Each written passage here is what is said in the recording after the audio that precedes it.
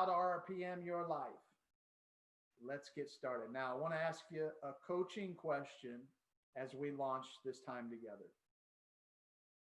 How many of you who are watching feel like that in your life right now that you should be much further along than what you are at this stage of the game?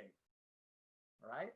I want you to think about that. How many of you feel like you look at your life and where you're at and you say, man, I honestly didn't think I would be here. I thought I would be much further along in life.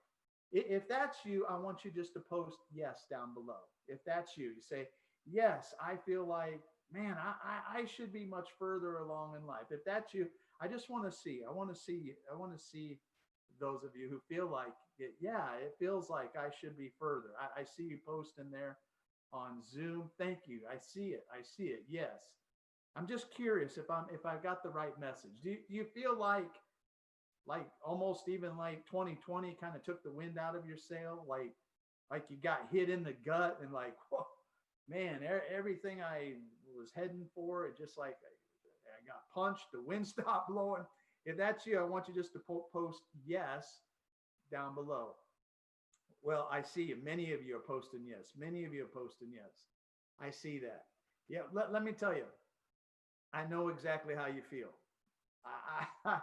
I was where you are. I'll never forget it. It was March 16th, 2002.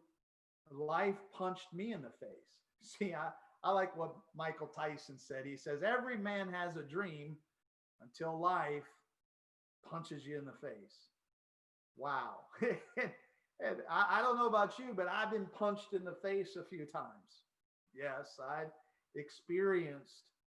I mean, there's times when we go through things, right? There's times where we have challenges, but then there's times where I'm talking punch in the face type of experiences. I'm talking about divorce. I'm talking about you get so far in debt and you have no money. I'm talking about COVID-19 punches you in the face. I'm talking about you get a sickness or a disease and it lands you up in the hospital out of the blue. You never thought it was going to happen. I'm talking about heart attack level, bypass surgery level punches in the face. I'm talking about you get a pink slip from your boss and you thought everything was fine and now you're fired, or your job closes down. Now you're out of a job. I'm talking about people stabbing you in the back. How many of you had some of these life encounters? If you had some of these big ones, it's like Fred Sanford. They had a whole thing on him. And one of those, Elizabeth, I was coming with the big one, right? I love that guy. He's so awesome. If you've had some of those, let me see. How many of you had some of those real big punches in the face? Yeah, and you know, we've all had some things that have happened to us in our life that just knocks the wind out of our sail. And I had that in 2002. My wife and I, we lost everything, and we had to move into our mother-in-law's house. And I remember how discouraging it was. I remember how I totally lost my momentum. I totally lost my desire to get back up again. I totally thought that my life was over, and I almost bought into the belief that I was a loser, that I was a failure. And I even came to the point that year where I thought, you know, maybe it'd be just better if I just died, if I was just dead. And I love my wife so much. And I remember looking at her with tears coming down my face and saying, why did you marry me? You deserve something better. And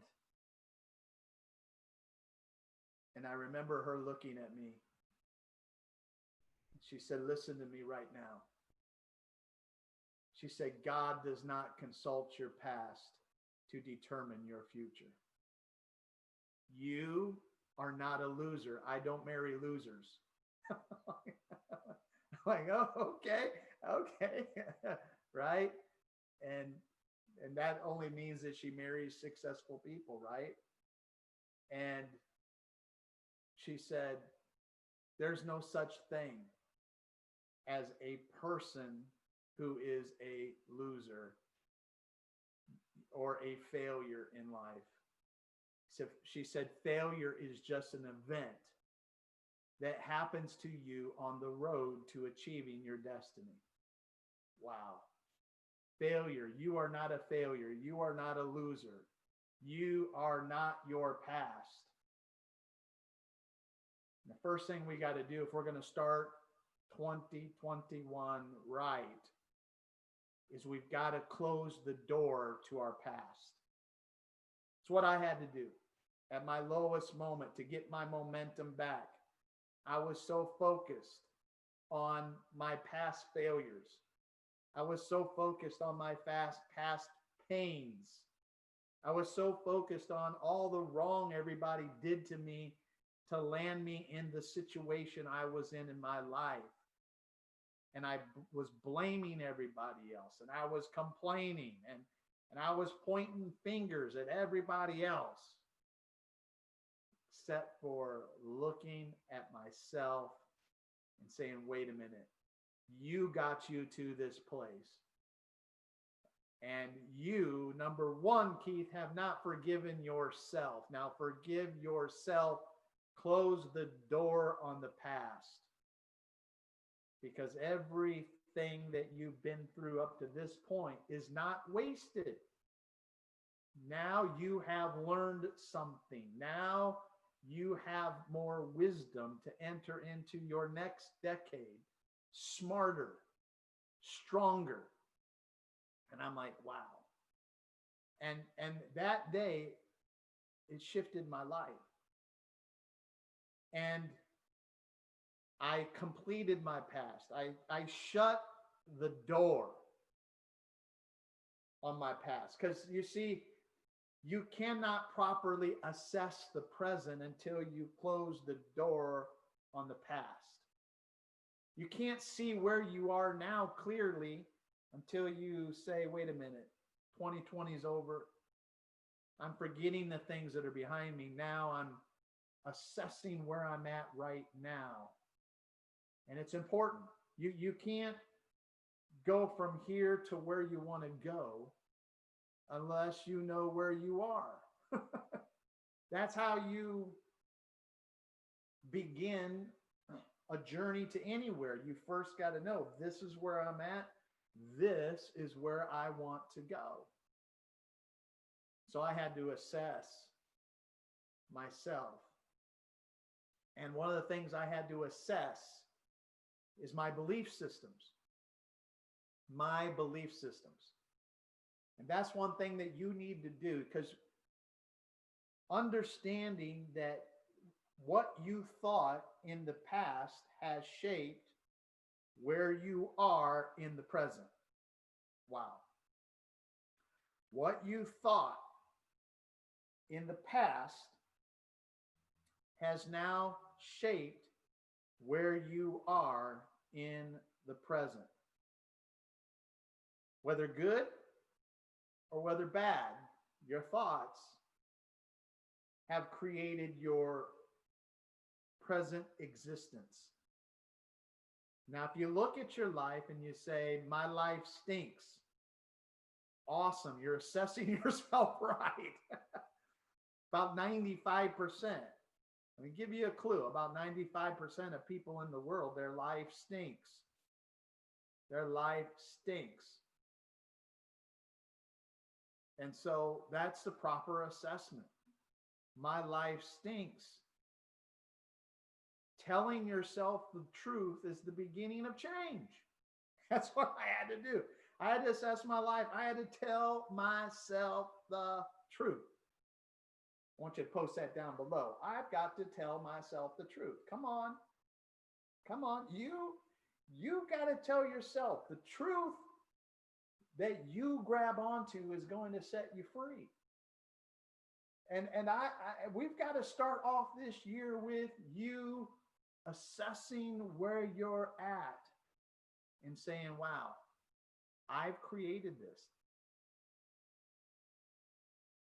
Success in life begins when you take 100% responsibility for where you are and you take ownership for where you are. So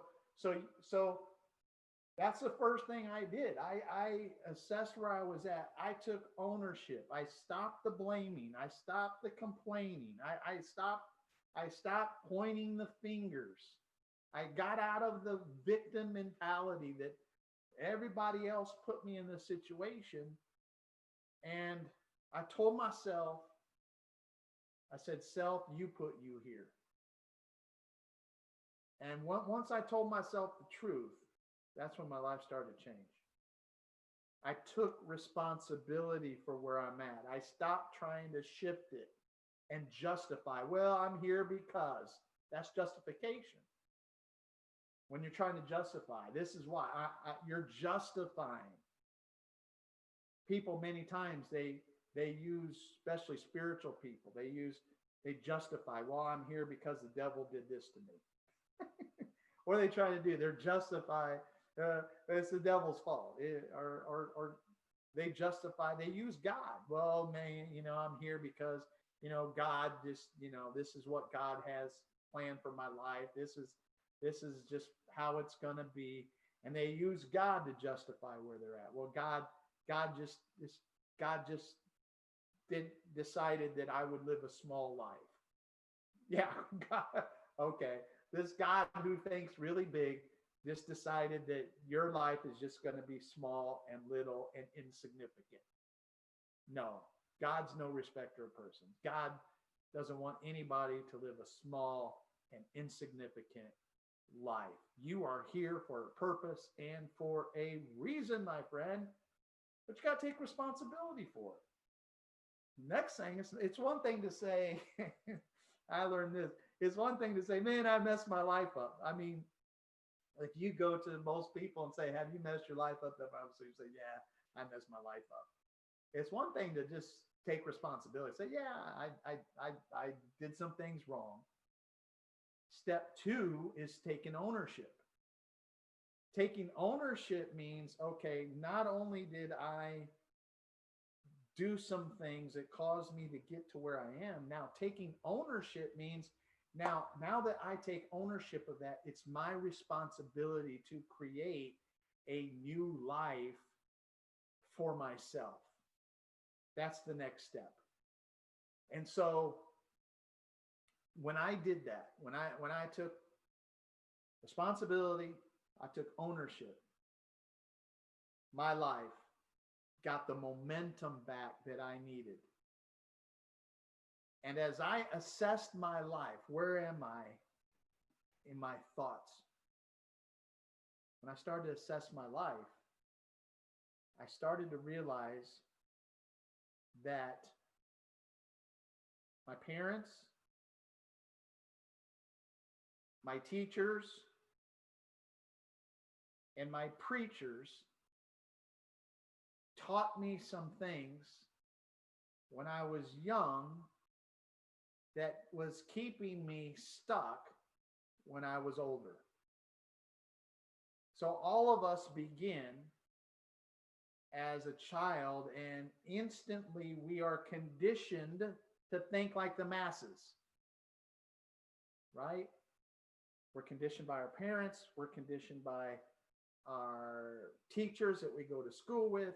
We are then conditioned by the pastors of the churches that we go to and we listen to and we hear.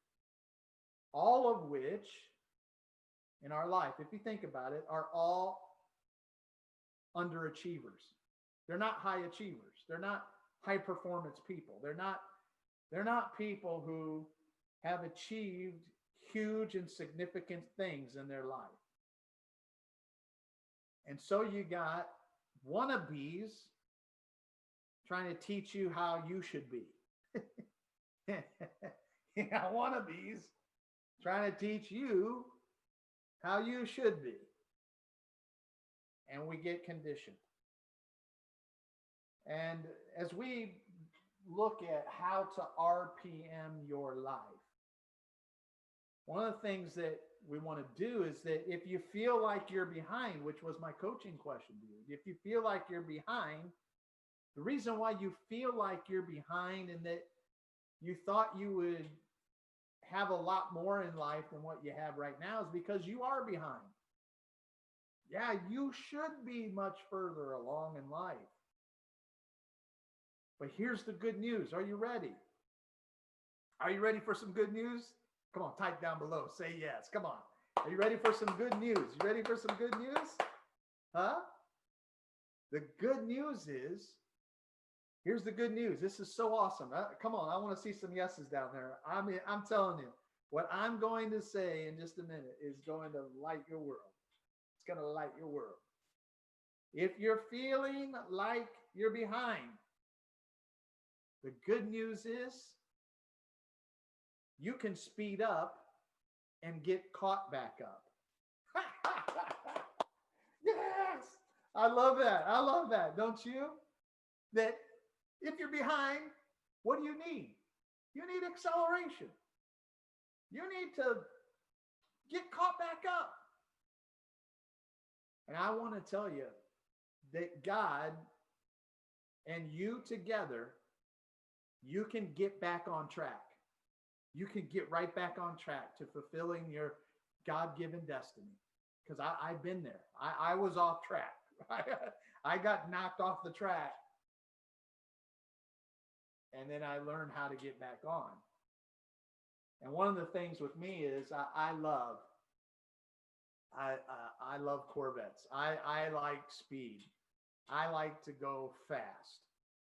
And one of the things about setting goals as we look at the new year, setting new targets as we go forward, one of the things is if we have a dream and it takes us forever to achieve it, the chances are very high we'll give up. The chances are very high we'll quit. So the faster we can arrive at our targets, our dreams, our goals, our desires, and we can achieve it, that gives us momentum, right? When we obtain what we've been wanting, it gives us a sense of, yes, I achieved this, and it gives us more confidence, more fuel, more inner fire. It says, man, if I did this, I can do this. If I did this, I can go here. And it keeps us in the momentum of progress. Progress. And when you are in the flow of progress, that means you feel like your life is moving forward. That gives you personal power. It gives you personal power. It gives you a sense of life confidence. Wow. Now today I'm gonna teach you. I'm gonna teach you how to RPM your life. I like Corvettes, and the reason why I like Corvettes is I like speed. And on my Corvette, I have a gauge that tells me my RPMs. The higher my RPMs, the more horsepower is being released through that car. So the stronger the car is, not only how strong the car becomes once the RPMs increase, it also determines how fast my car can go. So this car has 500 horsepower, and I don't know, I haven't had it up to maximum speed, but I think it says 220 on the instrument gauge. And so rotations per minute, that's what RPM stands for, rotations per minute, how quickly that engine is turning. And so what we want to do is I want to give you some things that help me when I was down on the bottom, get things moving fast, get my momentum back to achieve my dreams back. I still use this principle today. It hasn't stopped since the time of 2002 when I was in my mother-in-law's house. Okay? And let's get going. Buckle up your seatbelts. So I'm going to go through the acronym RPM. The first one, if you want to RPM your life, here it is. It starts with results. Results. So when I was in my mother-in-law's house, I had to look at what is the end result that I want out of life. So meaning, you have to ask yourself the question of what do you really want? What do you really want for your life in 2001 and beyond? Now, I got to tell you something. When I was in my mother-in-law's house, I realized that I had been conditioned, again, from the time I was a child, by my parents, by teachers, by preachers, and we could take it even broader. We're conditioned by the culture that it's wrong to want.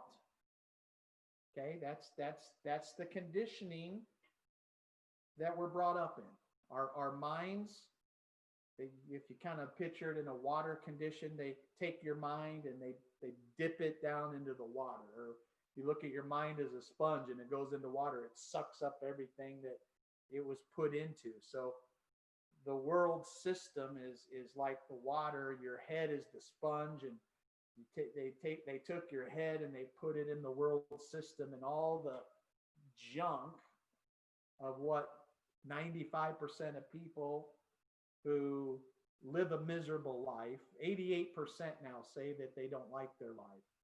88% say that they're miserable. Wow, it keeps going up. 88% say they're miserable.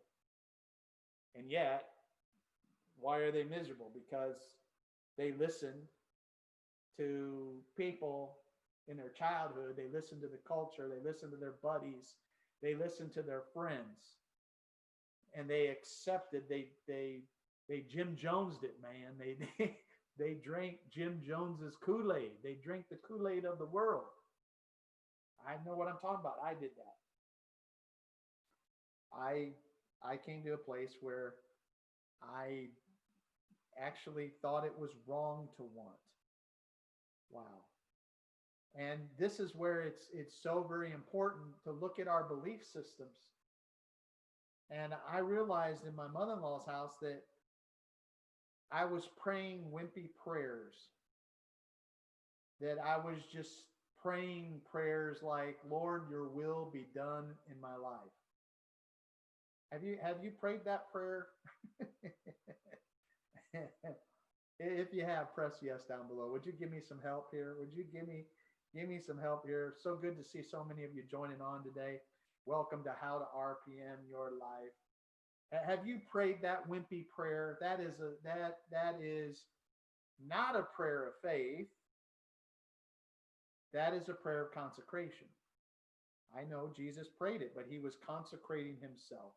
Your will be done in my life. That's a prayer of consecration. I'll go where you want me to go. I'll do what you want me to do. I'll say what you want me to say. That is a prayer of consecration. That is not a prayer of faith that moves mountains, that gets momentum moving in your life. And what I started to realize is that in my mother-in-law's house, I bought into some belief systems, and I came to the point in my life where I really didn't know what I wanted for my tomorrow. I had no clear picture of my future. I had no wants. I had no desires. And I got listen to this, I got my values messed up with my dreams. Oh, that's huge. I got my values messed up with my dreams. I see this all the time when I coach spiritual people. I say, what do you want? That's my job as a coach. My job as a coach is to help you. Where are you at? Where do you want to go? You tell me what you want. My job as the coach is not to tell you what you want. I would be a bad coach if I told you what you wanted. I don't know. I don't know what your desires are. I don't know what your assignment is. It's not my job to tell you what you want. It's your job to decide what you want. And yet, over the years of coaching, where I've coached both people who are, they're not spiritual. They don't want anything to do with God. And I've coached some people who are really spiritual. I've coached, pastors of mega churches. All complete atheists to on fire pastors preaching from the pulpits. I've coached the gamut. My question for you, I need your help. I need your feedback. Come on, I need your feedback. Please help me with this. Which person do you think it's easier for me to coach? A person who doesn't know God or a person who's highly spiritual? Let me see in the chat down below, which one do most of you who are listening think that it's easier for me to coach? I'm curious. Let me see. Go ahead and post down below. All those of you watching, come on. This is a virtual event. Post down below who you think. People are posting. Thank you, Deborah. People who don't know God. Who don't know God. There's another one by Sherry. Come on, some of you over on Facebook, you're getting weak on me. Come on, let's participate. This is a participation. I want to see some posts over there on Facebook. Which one do you think? Here's what I found out. Most of you are answering right. That's right, Christian. Thank you for posting. Thank you, my wife. Thank you. Yep. Thank you. You guys on Facebook are coming alive now. Thank you. Thank you, Earl. I see you. Thank you, thank you, Rick. Thank you, Rick. Yeah, I see you. Now you're starting to post. That's right. It's easier, I found, to coach people who have not been brainwashed by the church, who have not drinking the Kool-Aid. See, the church has its own Kool-Aid.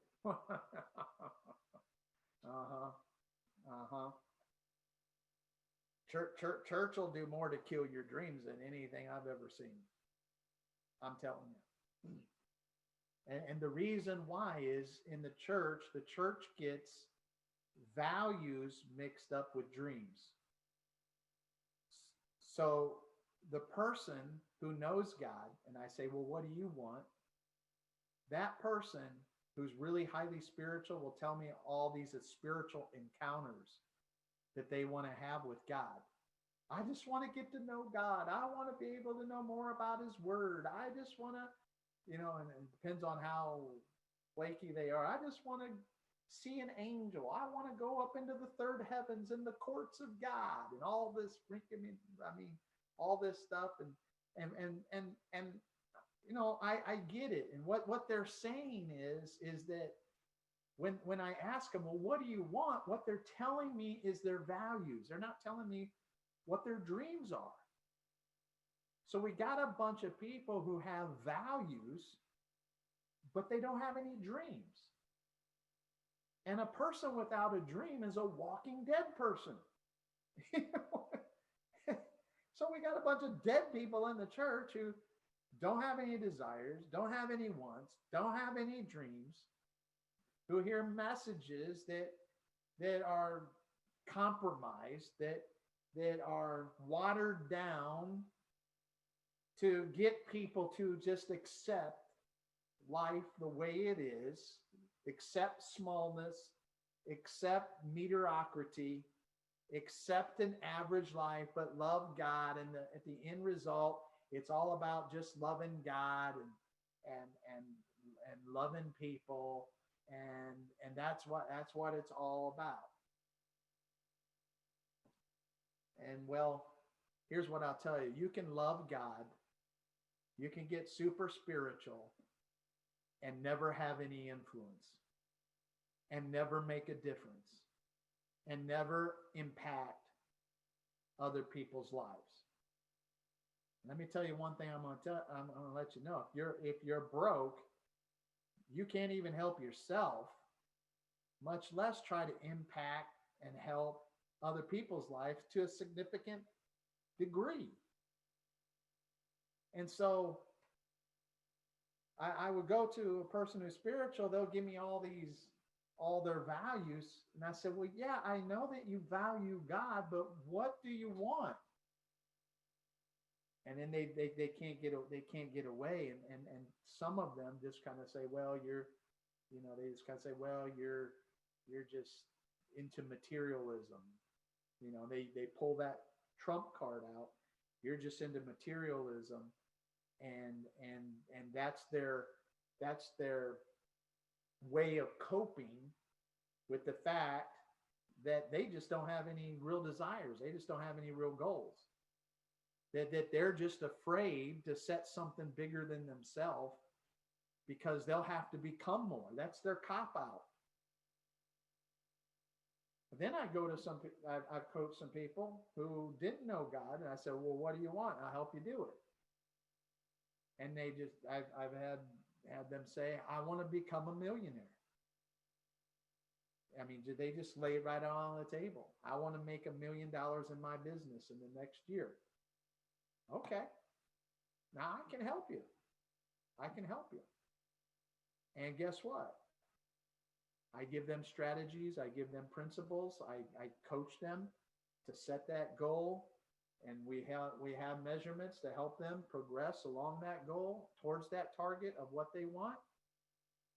And the majority of them, not only do they hit it, they go beyond it.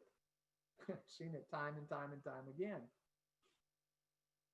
And so it is true. And I want you, if you're a spiritual person, I want you to get this point, okay? Don't forget this wonderful scripture over here. It says this. It says, delight yourself in the Lord, and he will give you the desires of your heart. Now look at this. Delight yourself in the Lord. He will give you the what? Desires of whose heart? Not God's heart, but the desires that are already in your heart. And so many people, you see, they turn off. I call it your I want button. They turn off their I want buttons. They turn off desire, which is desire is the fuel for your enthusiasm and that produces energy that brings you breakthrough. To get that, desire is the fuel that produces energy that brings forth momentum to create your breakthrough. And so without desire, you have no fuel. We're talking about RPM, and I can have a wonderful Corvette, my friend. I can have 500 horsepower, and I can look at my Corvette and say, wow, look at that Corvette. But if I don't have any gas in the tank, I'm not going anywhere. So here's what I want to encourage you with as we begin to move forward into this first hour together, okay? I want things to speed up for you. I want you to be two things. I want you to hold on to your values. Oh yeah, I don't want you. God is your secret sauce to your success in life. Make no mistake about it. God, to set goals and to have dreams that aren't in line with your purpose and your destiny that God has for you, is futile, right? I want you to hold on to your values. I want you to know that you should desire to have a good walk with God, and that is important. That's the relationship that will never ever let you down.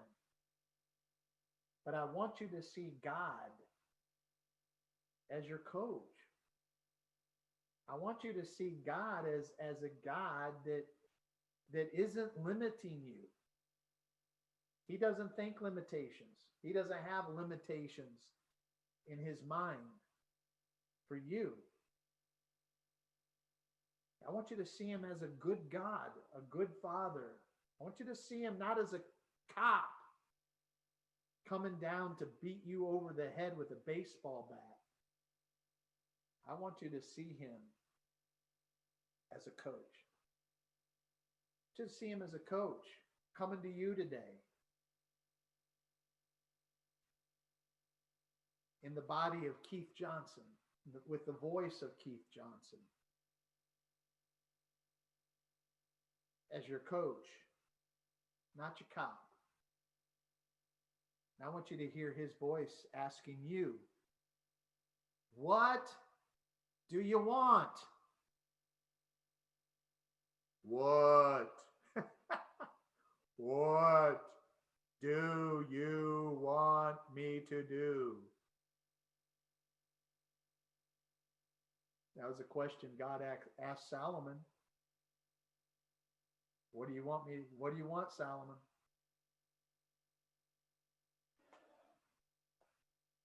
It's so interesting as you study Scripture, you'll find that Jesus never went to anybody, asked them what do they need. He only asked them what do they want. Your needs are already met in the mind of God. He said, consider the birds of the air. They don't sow, they don't reap, yet your heavenly Father takes care of all their needs. Watch this. Are you not much more valuable than they?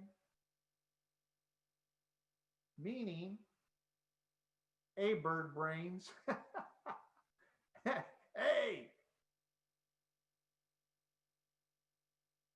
I take care of them. I take care of them. They get their worm every morning. But aren't you more valuable than a bird? I see to it the birds get their needs met. The animals get fed every day. I want to do something more. You're more valuable. I want you to go beyond just getting your needs met. I want you to get your wants met. And isn't it interesting? And I'm breaking this down for you because I believe it's going to help you. It's going to loose the chains off your mind. And it's going to free you. But isn't it interesting? If you think about the first miracle that God ever did, is Jesus was walking on the earth, right? Jesus, Emmanuel, God with us, walking in the earth. Wouldn't you think that the first miracle would set an awesome precedence in our minds of what the Father wants to do in our life? I'd say the first miracle should be studied. It should be thought about over and over. What was the first miracle? Yeah, we always talk about it at weddings, don't we? Jesus graced the wedding with his presence. And today at this wedding, Jesus is gracing us with his presence. Yeah. We have heard that so many times. I've probably said it a few times. But it's the wedding at Canaan, right? What happened? He shows up at the wedding at Canaan, and they drank all the wine. And he shows up, they're out of wine.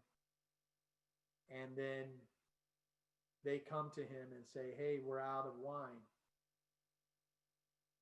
And the first miracle Jesus did was he turned the water into wine.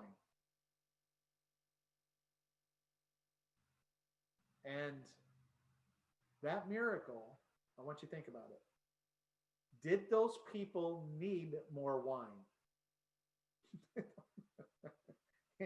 They already drunk. They already drank all the wine. It's all gone. My guess is they're already drunk. And then they're like, we want some more. They didn't need more wine. They what? They wanted more wine. And Jesus gave them what they wanted.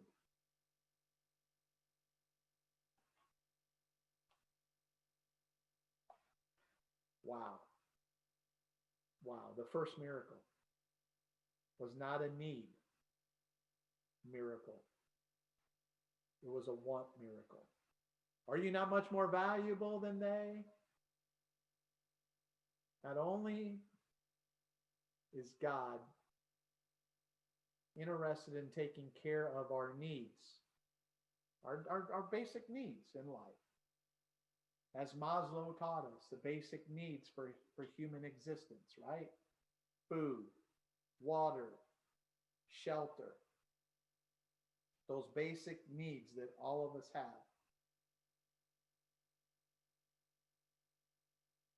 If those needs aren't met, we can't get beyond self-actualization and potential until we get our basic needs met.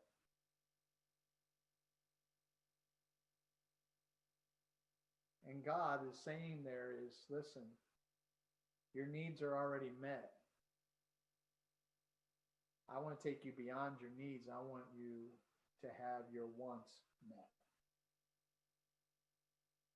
Delight yourself in the Lord, and he will give you the desires of your heart. I want you just to type down below, my heart. Come on, let's get moving in this. I want you to affirm this right now. It's very important. It's very important. Those of you who are watching, I want you to type down below right now. God wants me to have the desires of my heart. Come on, put it down there in the chat. Put it down there in the chat. I want to watch. I'm looking at you. I want to look. I want to see. Yes, I see you. Thank you, CEO J. I see you. Thank you, Gabrielle. Yes. Thank you, Earl. I see you. I want you just to affirm this. Thank you, Jean. Yes. Thank you, Sherman. Yes, I see you. I see you, Marie. Yes, I see you. And so, why is this important with RPM in your life? The first in the word in the letter R is results. What is the result that you want out of life? What do you really want? And the reason why the result is important is because once you set the desired target, once you decide what you want, acceleration happens. Things start speeding up for you and happening to you faster than you ever imagined. I call it the law of acceleration. The law of acceleration. Let's look at this real quick. And it simply says this. It's the law of acceleration says, I'm going to take my time on this. It says when you decide what you want and you start moving toward your desired outcome starts moving towards you at a rapid rate. The faster you move towards your dreams, goals, and desires, the faster they will start moving toward you. Wow. Wow. I'm just going to let you kind of look at that for a moment. Excuse me. And by all means, if you can take your picture, take a picture with your cell phone. If you want to write the notes down, this is so important. If you want things to start happening faster. Now remember, if things don't happen faster, there's a higher probability you'll quit, you'll give up, you'll throw in the towel.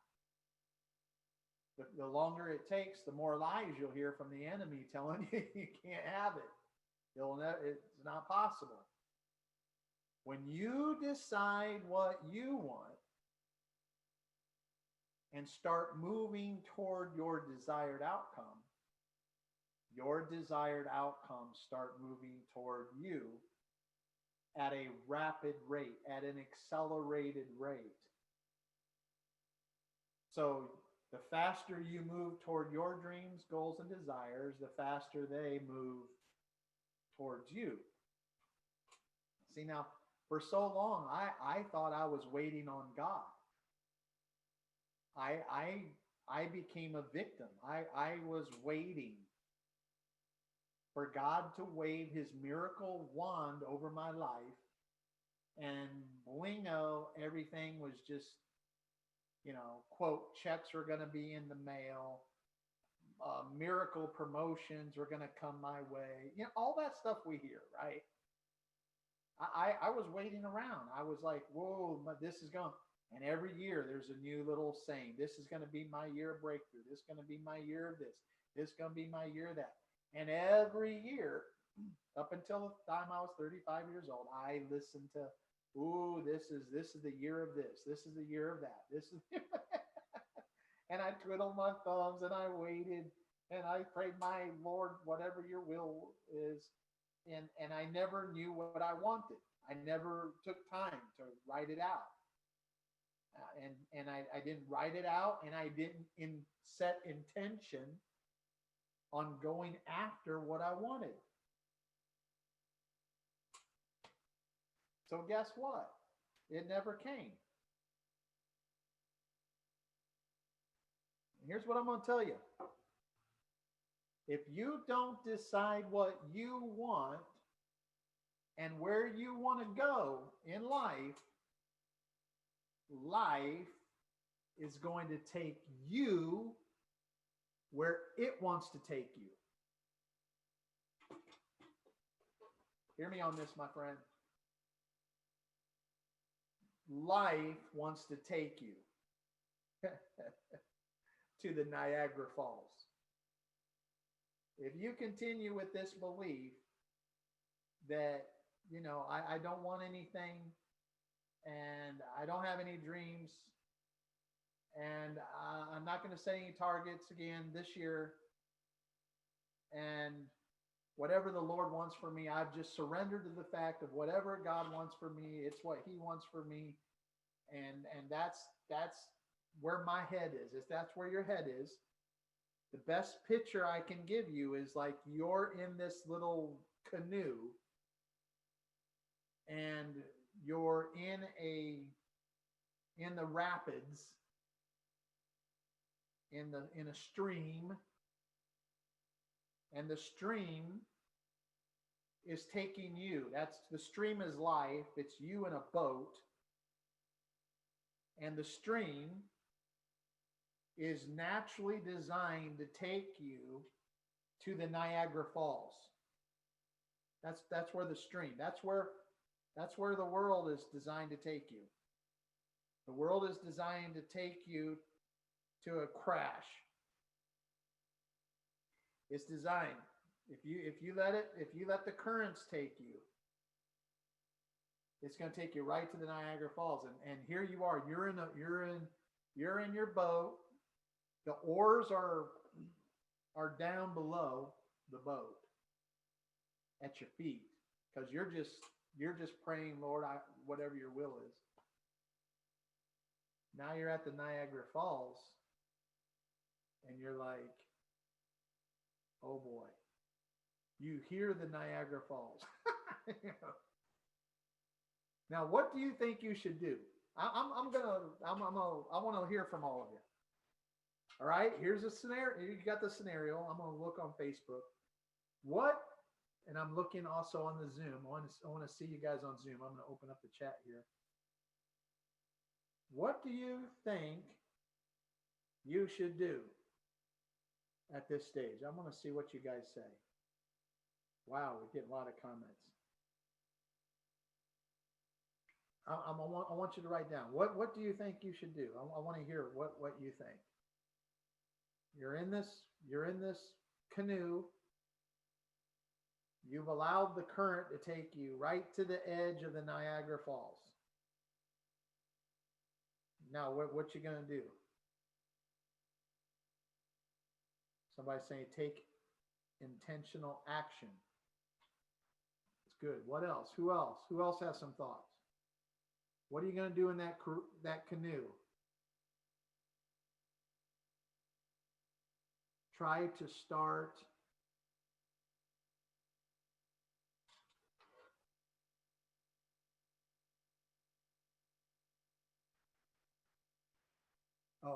try to steer away. Okay. Yeah, that's a good one. Yeah. Try to steer away. Get up and go. Okay. Good. I see that from CEO Jay. Let me see. What else? Come on, I'm waiting for some of you. Start rowing. Aha. Okay, start rowing. Okay, so the question is, start rowing where? If you start rolling forward,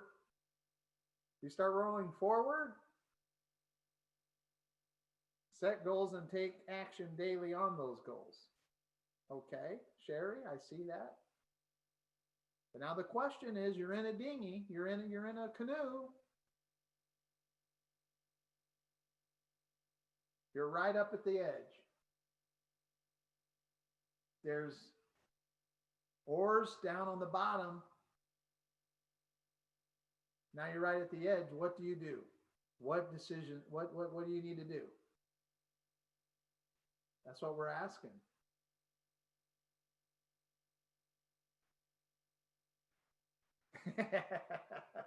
I was like, what would you do? Okay, obviously that's what most people are waiting. They're waiting for me to tell them what I would do. Well, come on, guys. Come on. It's a no-brainer. I'm not going to sit there and pray, Lord, if it's your will for me to go down this Niagara Fall and kill myself, I'm just going to praise you and pray and thank you and give you thanks and quote some Bible scriptures.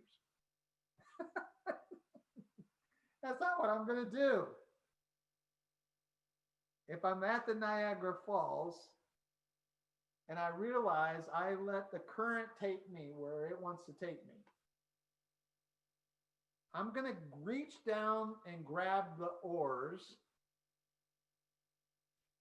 and I'm going to start paddling in the exact opposite direction of where my boat's going. I'm going to decide where I want to go. I don't want to go over the cliff. I actually would prefer to go the opposite direction. I don't even know if it goes this far. I'd rather go up to Mackinac, Michigan.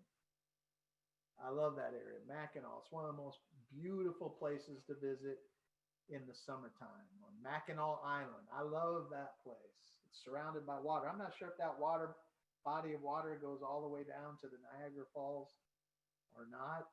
Probably somehow, some way, I'm sure it does. But where do I want to go, man? I want to go to paradise. I want to go to Mackinac Island. But I have to make a decision to change directions. So huge. Life changes at the speed of decisions. Ooh, let's write that down. Life changes at the speed of decisions. As soon as I decide, was what am I doing when I grab the boat oars? I'm taking responsibility, I'm taking ownership for my journey and the destination where I want to go. I'm going to take that oar, I'm going to change my direction, and I'm heading for a new destination for my life. And here's what I know. As I move towards it, I'm traveling against the current. So I'm going to face resistance, but now I've got the wind in my back. God's going to give me strength. And instead of taking the easy route of just letting life take you wherever it wants to take you, with that philosophy that doesn't take any faith, takes no faith at all to say, your will be done, blasey, blasey, whatever it will be, will be. It doesn't take any faith to go to do that. It doesn't take any mental toughness. It takes zero mental strength. It takes zero emotional power and fortitude. It doesn't take anything. Anybody, a 4-year-old baby, a 4-year-old child could do that. But it takes somebody of great courage and to go against the stream. And as I go against the stream, I'm going to get stronger and stronger and stronger as I begin to choose to head in the new direction where I want to go. And I'm no longer a victim of circumstances. Wow. Now the law of acceleration kicks in my life. I decide where I want to go. I move towards it. It starts moving towards me. The more action I take, the quicker the actions I take, guess what happens? The faster it moves towards me. If you are enjoying this, I want you to post yes down below. If you're enjoying this, I want you to post yes down below. I want to see it. Are you guys enjoying this? You enjoying it?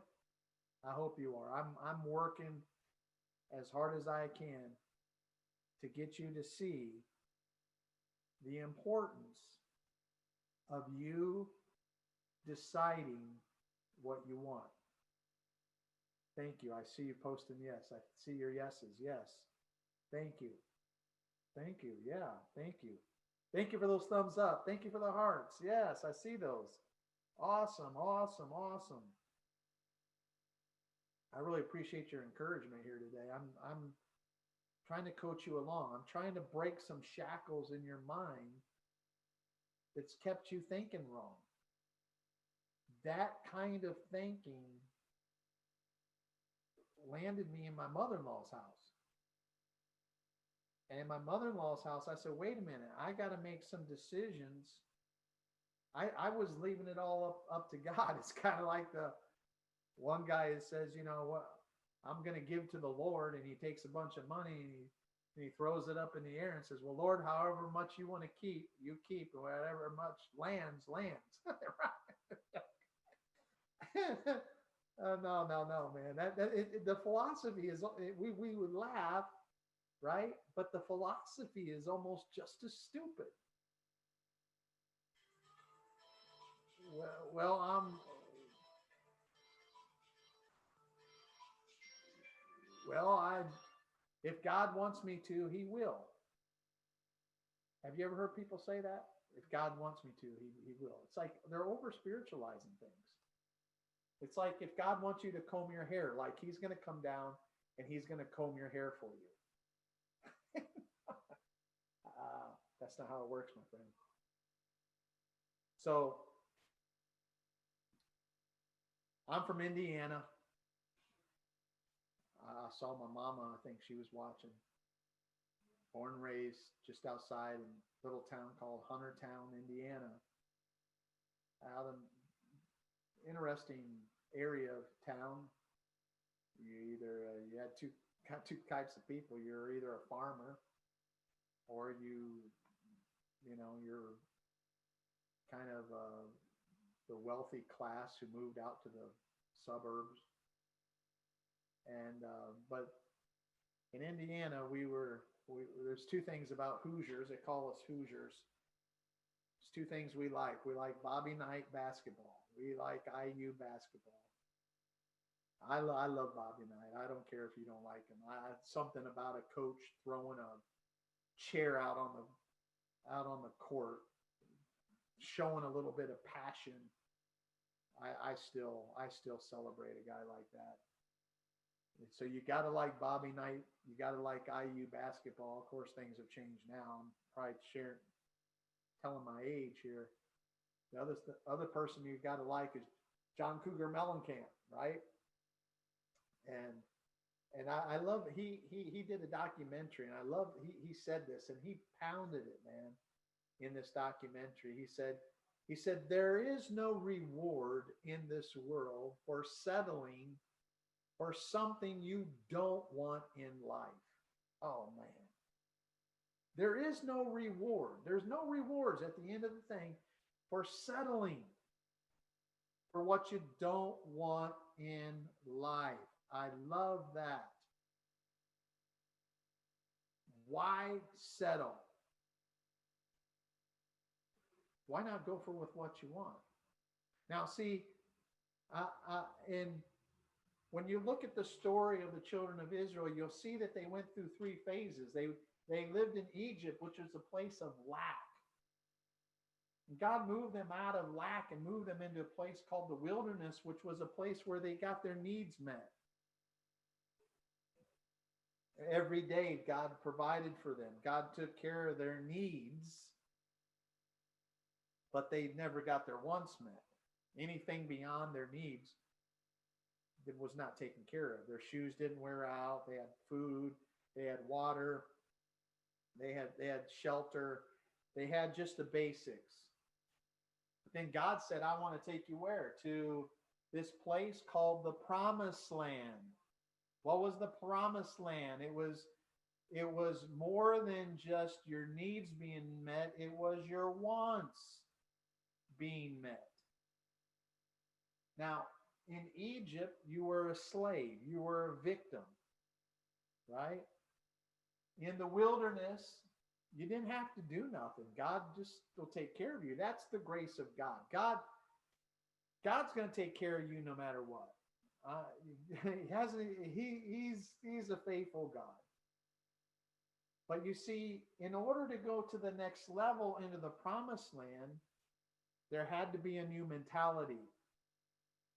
And the new mentality had to be, you must go get it. They couldn't just sit there and pray and hope and wish that they could enter into this place of abundance, this place that had houses they didn't build, that was flowing with milk and honey, that had grapes the size of watermelons. I mean, they had to do something. They had to, number one, decide they wanted it. And number two, they had to take responsibility by going in and taking possession of it. While we're talking about people, I love this lady, Dolly Parton, amazing woman. Came from the hills lived in a 1 bedroom log cabin with, I think, what was it, like 11 or 12 kids or something like that. She was one of, I think, a dozen. There's something unique about her. She wanted something more. She didn't want to settle for that type of a life. And she said this quote, and I love it. She said, "I refuse to settle for something less than great. And if it takes a lifetime, then that's how long I'll wait. Because all I want is everything. Is that too much to ask?" Wow. All I want is everything. Is that too much to ask? Oh, now, yeah, I can hear all the religious voices. But remember, Jesus said, "You can ask me for anything, and I'll give it to you. Ask and you shall receive. Seek and you shall find. Knock and the door will be open." Watch this. My question is, there's something about God that longs to be asked. But my question is, before you ask, what do you need to be doing? You need to figure out, what do you want? I know I'm drilling down on this today, but I'm trying to free your mind to get you to get to a place where you decide what you want. So people say a lot of things. When I ask them what they want, they say, "Well, I know what I don't want." And they give me a list a mile long of things that they don't want. And here's what I'm going to tell you. If all you can list out of what you don't want, you're going to get more of what you don't want. That's why bad things keep happening to you. I don't want to get divorced. You get divorced. I don't want to be broke. You're still broke. I don't want to struggle. You're still struggling. I don't want to be single forever. You're still single. I don't want blank. And because you can only list what you don't want. I don't want to work at this job anymore. Okay.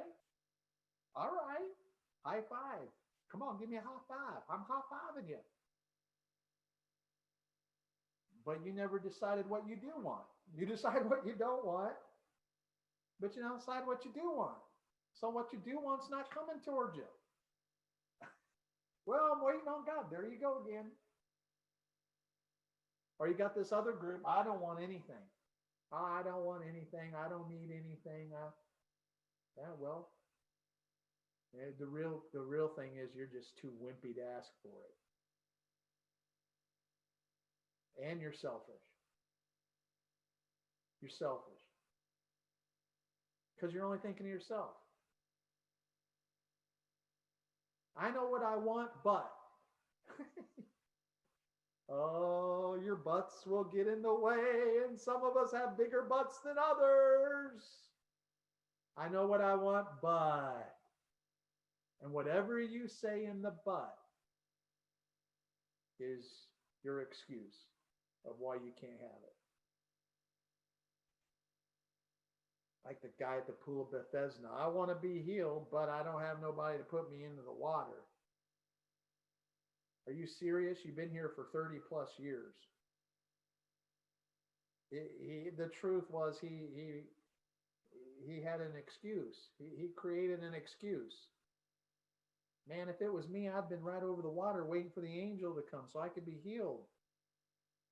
Not him.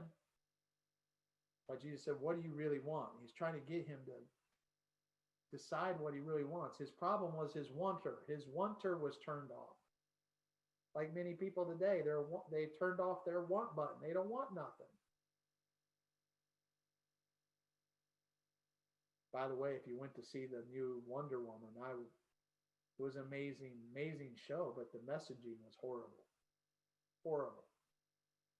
It gave the secular perception that if you want something, that the world's going to fall apart. Stupid. Stupid messaging. Stupid messaging. I did not like the messaging. Falls right into conditioning what the world does. Next one, it's wrong to want. I mean, there's some people just think it's just flat out wrong. It's not wrong to want. That'd be like it's saying it's wrong to ask. You gotta want before you can ask. It doesn't make sense.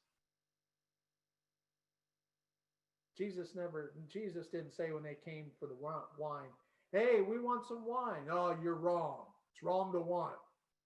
Go sit down and shut up. That's not what he said. Let's do it. That's what he said. Not wrong. I don't think limited. You guys think limited.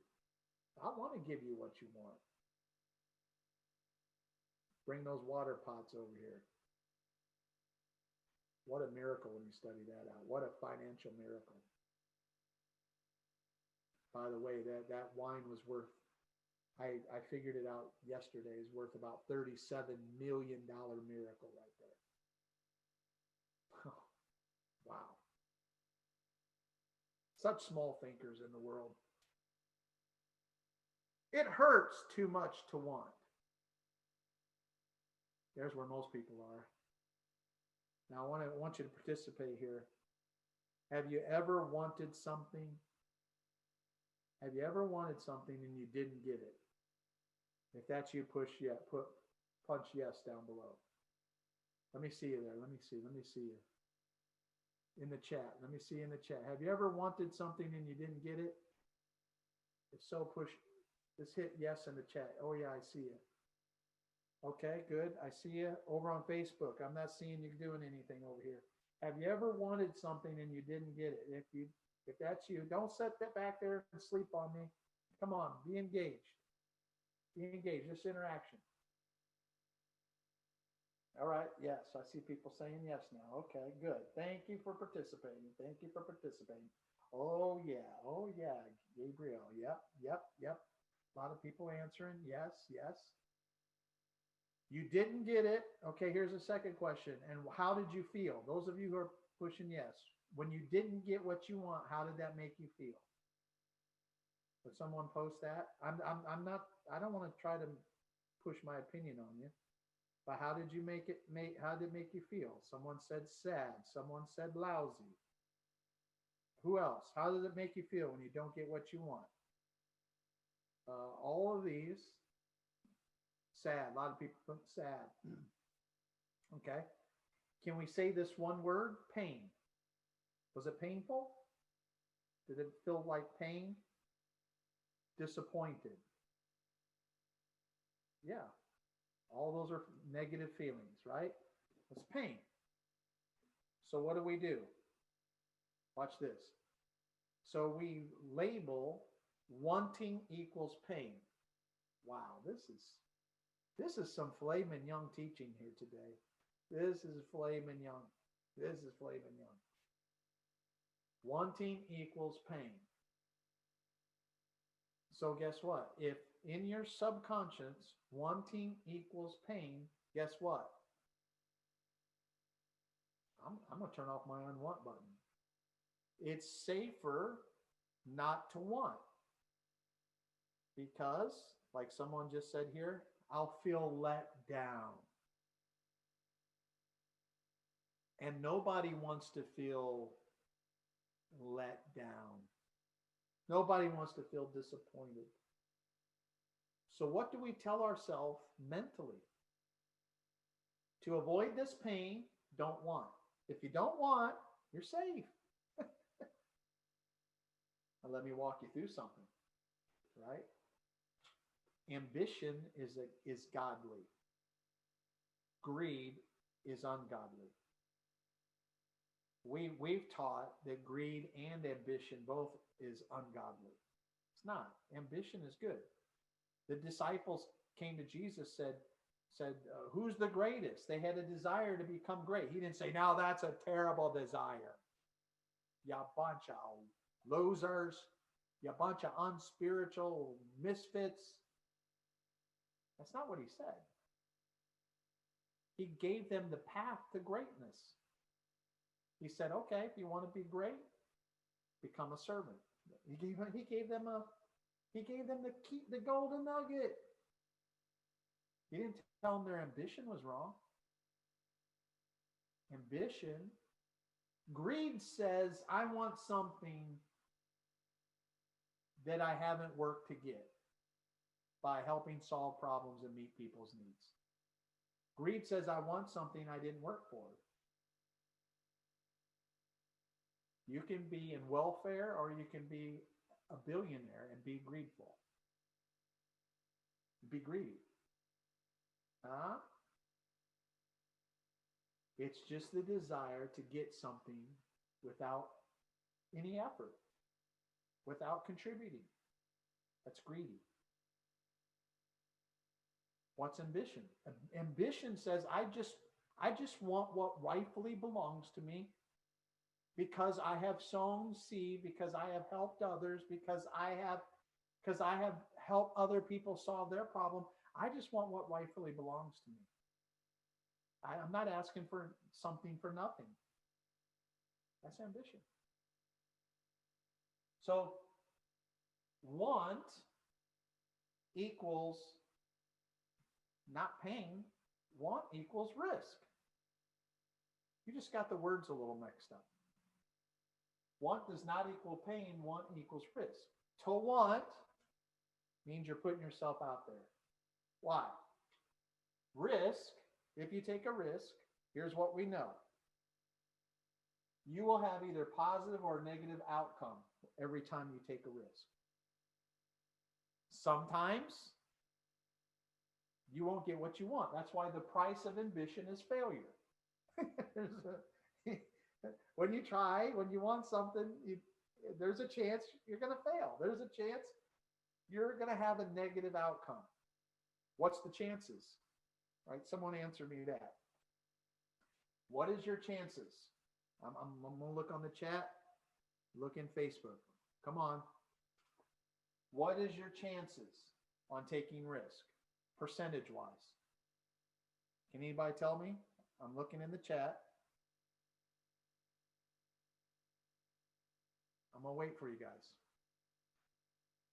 What is the percentage? If I take a risk on something, what's the chances of my positive outcome or a negative outcome? Yep. Somebody on Zoom got it right. Let's see the Facebook. I'm not seeing anybody. Hey, y'all on Facebook, come on. Wake up.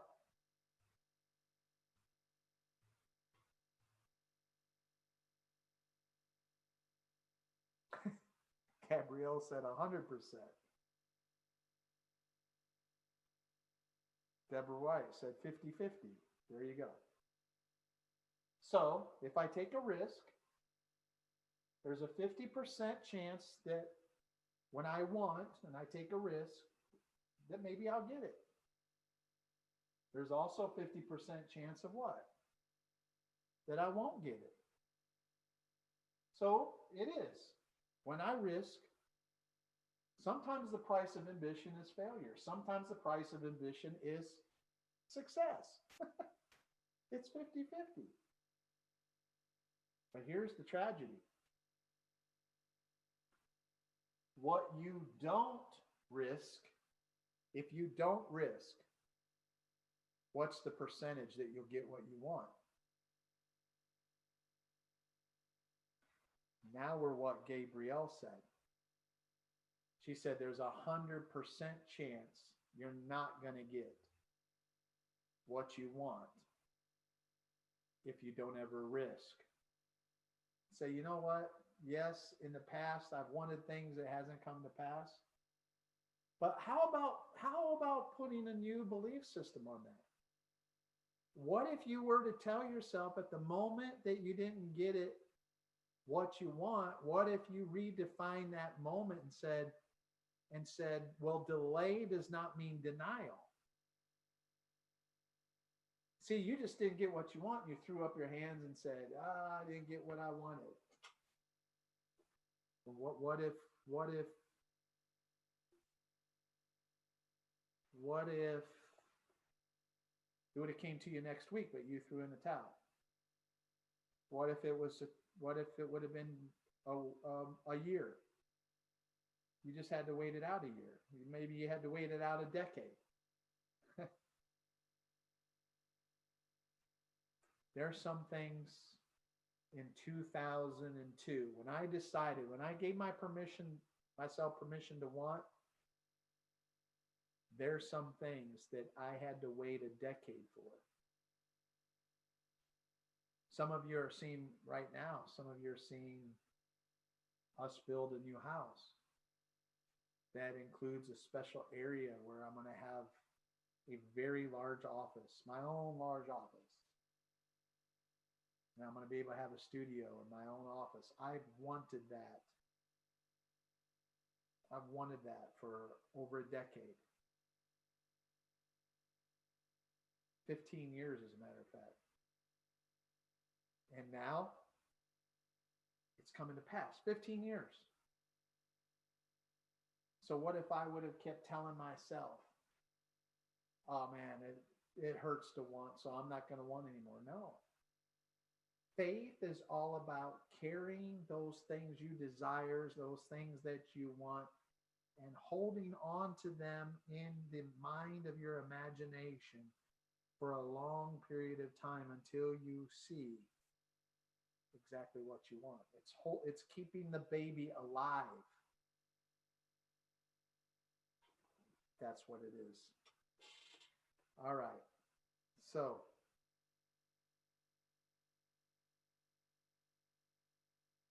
what I want you to do is let's take a little break. I just went for an hour and a half.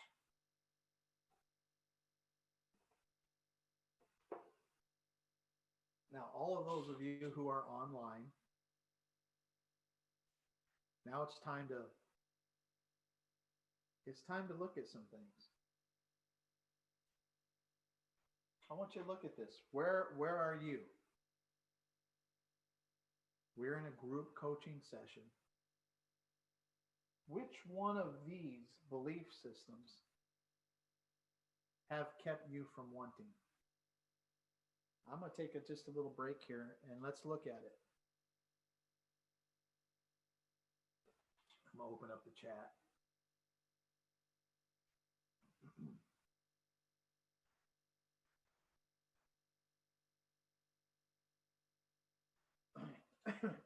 So this is where we begin to participate.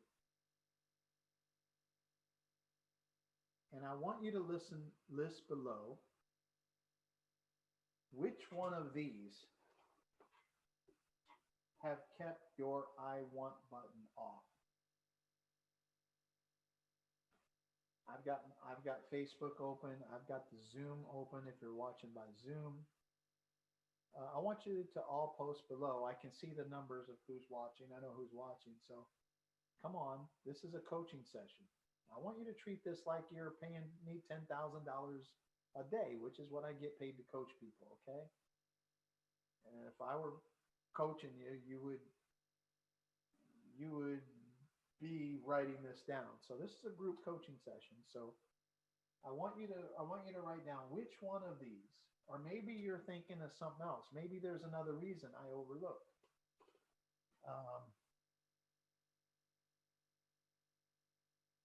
I know what I want, but.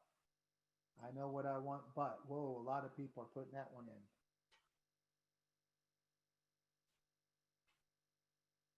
Wow. Okay, come on. There's some of you. I know what I want, but. Ooh, there's a lot of you on this one. It hurts too much to want. Okay. Good, Earl. Proud of you. I know what I want, but. Deborah, proud of you. You got to acknowledge which one this is. There's many of you online right now. Which one is this? Which one has kept you with your want button turned off? I want to see you post.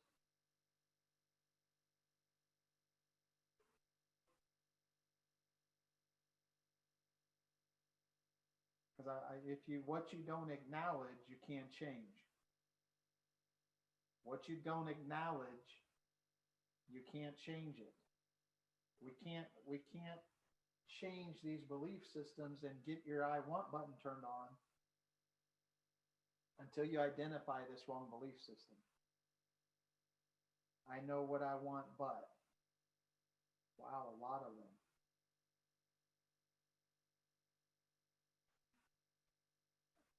Hurts too much to want by Sherry.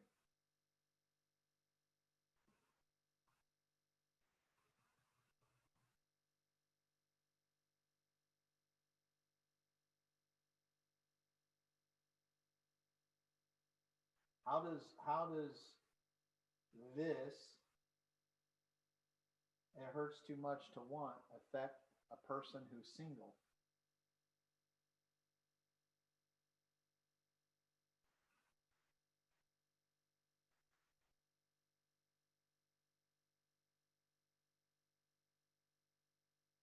They wanted a relationship, they got it,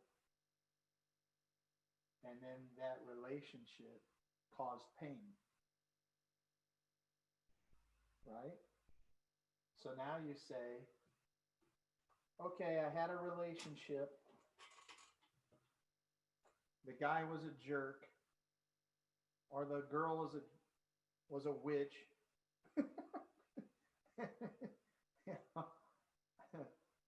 And now I don't want no man. I don't want a wife. I've I've I've heard so many people say this. So guess what? The law of acceleration says if whatever you don't want is not going to come at you. I don't want because it hurts too much.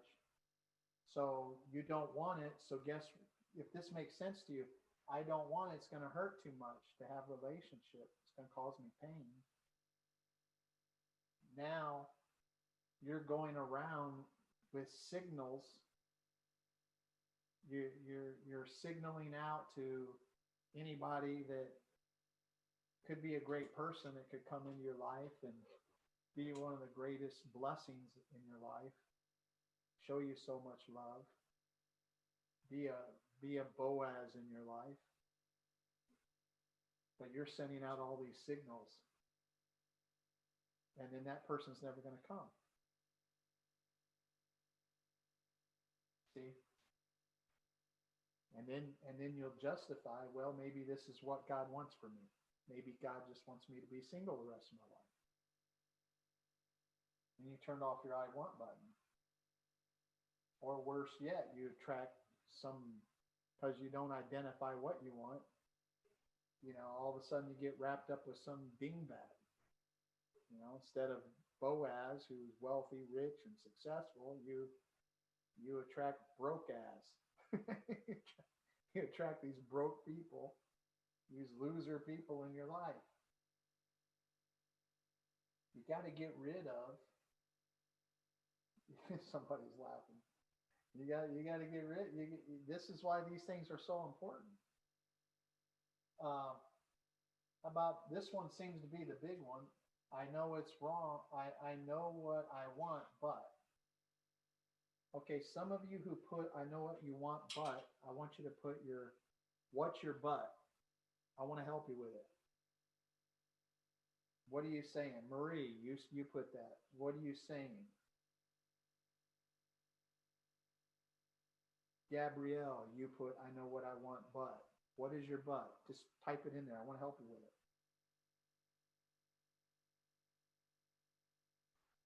Let me see who else has got that down in the chat.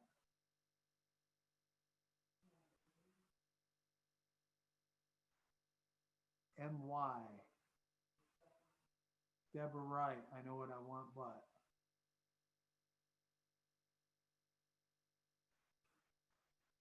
somebody from the kingdom. I can't hardly see these names. I need my spectacles on.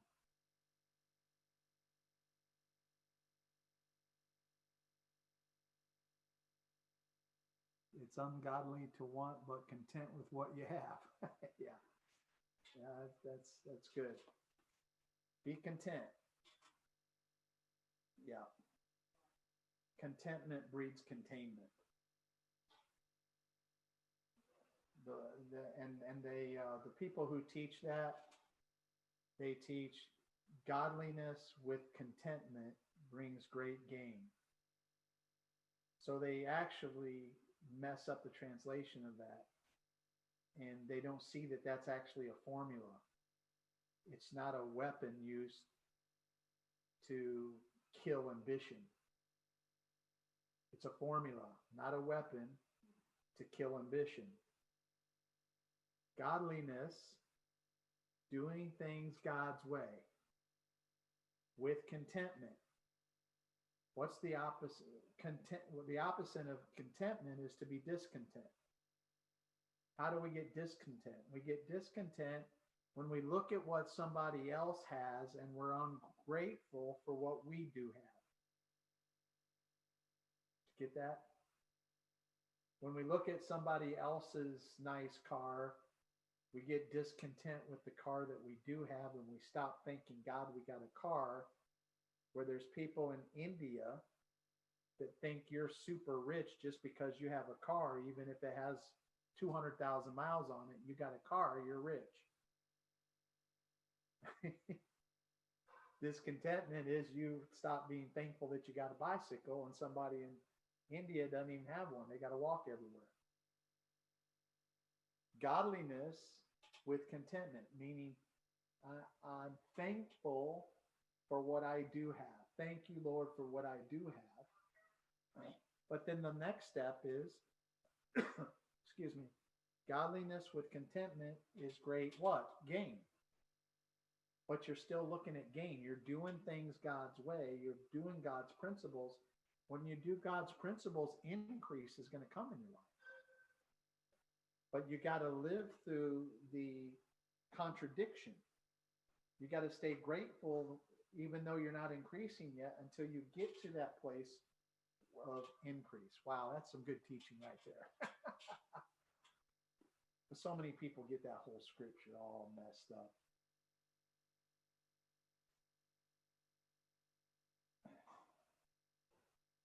Wow. I don't feel I deserve it. Yeah, Gabriella, I don't feel like I deserve it. That's should be another one on here, really. So many people don't think they deserve it. Why me? Because you're a child of God. You're a child of God. You're his child. Rest assured, God wants the best. God wants the very best for you. And so you do deserve. The lion, think about the lion. Every morning, the lion wakes up. He decides what he wants. I want a gazelle. I'm hungry. Not only does the lion decide what he wants, the lion knows he deserves it. I deserve. And so the lion goes after what it wants. Same way with you. The lion knows he's the king of the jungle. I rule this jungle. I decide what I want. I deserve it. I'm going to go get it. Same mentality you should have. God is the owner of it all. We're his children. And it's not up to God. God has already decided what he wants for your life. I want success. I want wealth. I want increase for you. You deserve it, not because of what you've done or what you do, but because of what Jesus has already done for you to show you through the cross that you deserve it. He already paid the price. He became sin. He became the curse. He became poor so that you could become rich. That's the gospel, ladies and gentlemen. Wow, we're moving forward. Are you enjoying this? Say yes. Come on, come on, come on. Put a big yes down there. Are you getting a lot out of this? I hope we're plowing through some of your wrong belief systems. I'm doing my best as your coach to push those belief systems. To push those belief systems. We're going into 2 hours. We've been 2 hours into this, and I'm doing my best to get you to want something so big. Now here's the goal. We're talking about RPM in your life. What do you really want? I'm challenging you right now to want something so big that if you get it, it's a game changer for your life. I'm challenging you right now to set a goal financially that's so big. I mean, not a goal that's just a get by goal. It's not going to cause you to take the action necessary to achieve it. I'm talking about setting a goal that's so huge, so big for your life. This changes the whole dynamic. This changes where I live. This changes how I dress. This changes what I drive. This changes how many people I can help. This changes what I can do in life. This changes how my joy, my happiness. This desire, this want, this dream, this radically. This is not me today. This is, if we were talking about McDonald's fries, these are supersized fries, right? I think I heard they don't do that anymore. I got to stop saying that. I haven't been there so long, but I sure like them. But, after my bypass, I have to stop eating those things. I have to stop eating them. Help me, Lord. Help me, Lord. I have a question for you.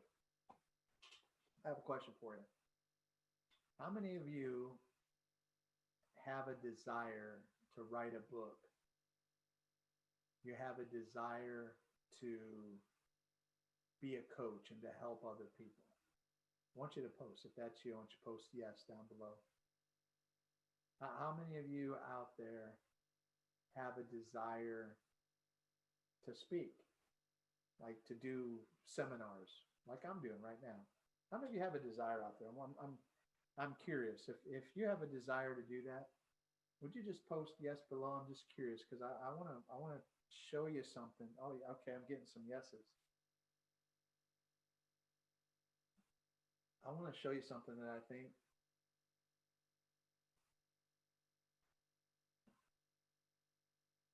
I'm just going to take a little break if you want to. If there's some of you who say, man, I don't have any desire for that, you may want to go take a break.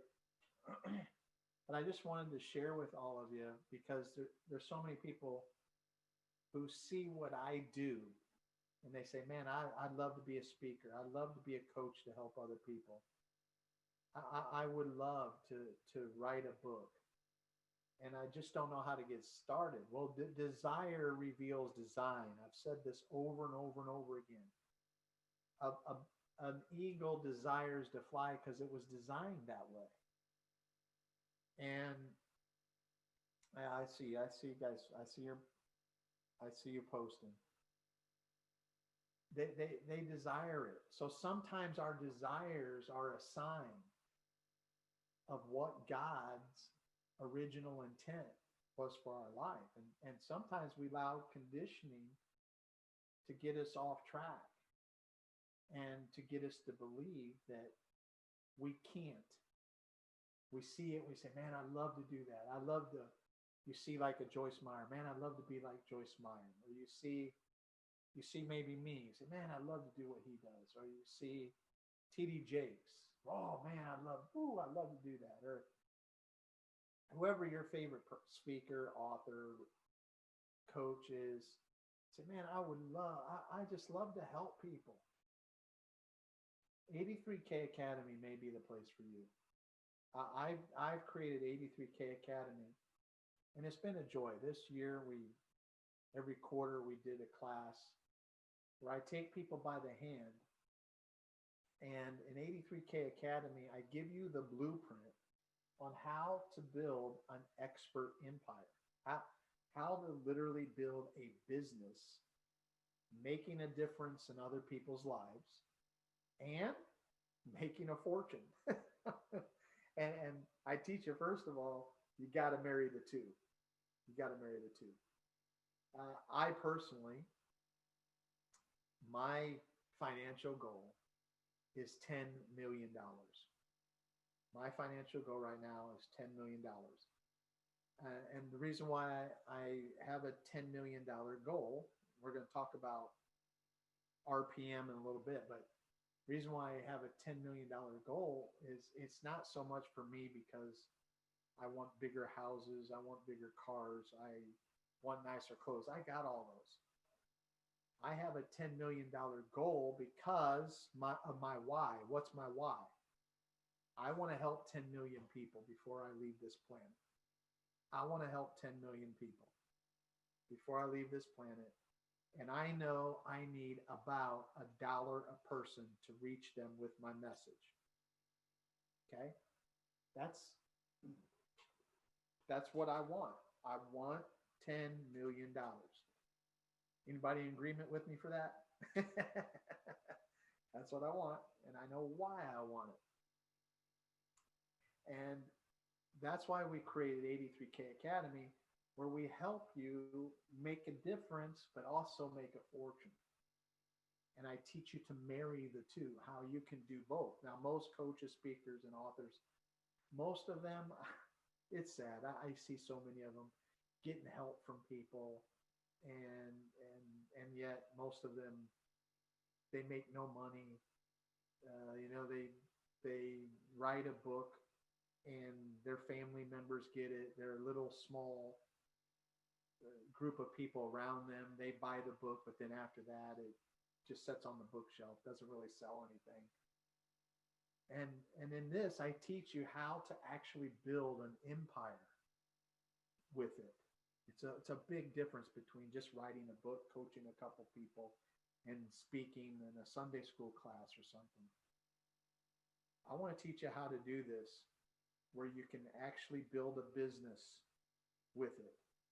It's called 83K Academy.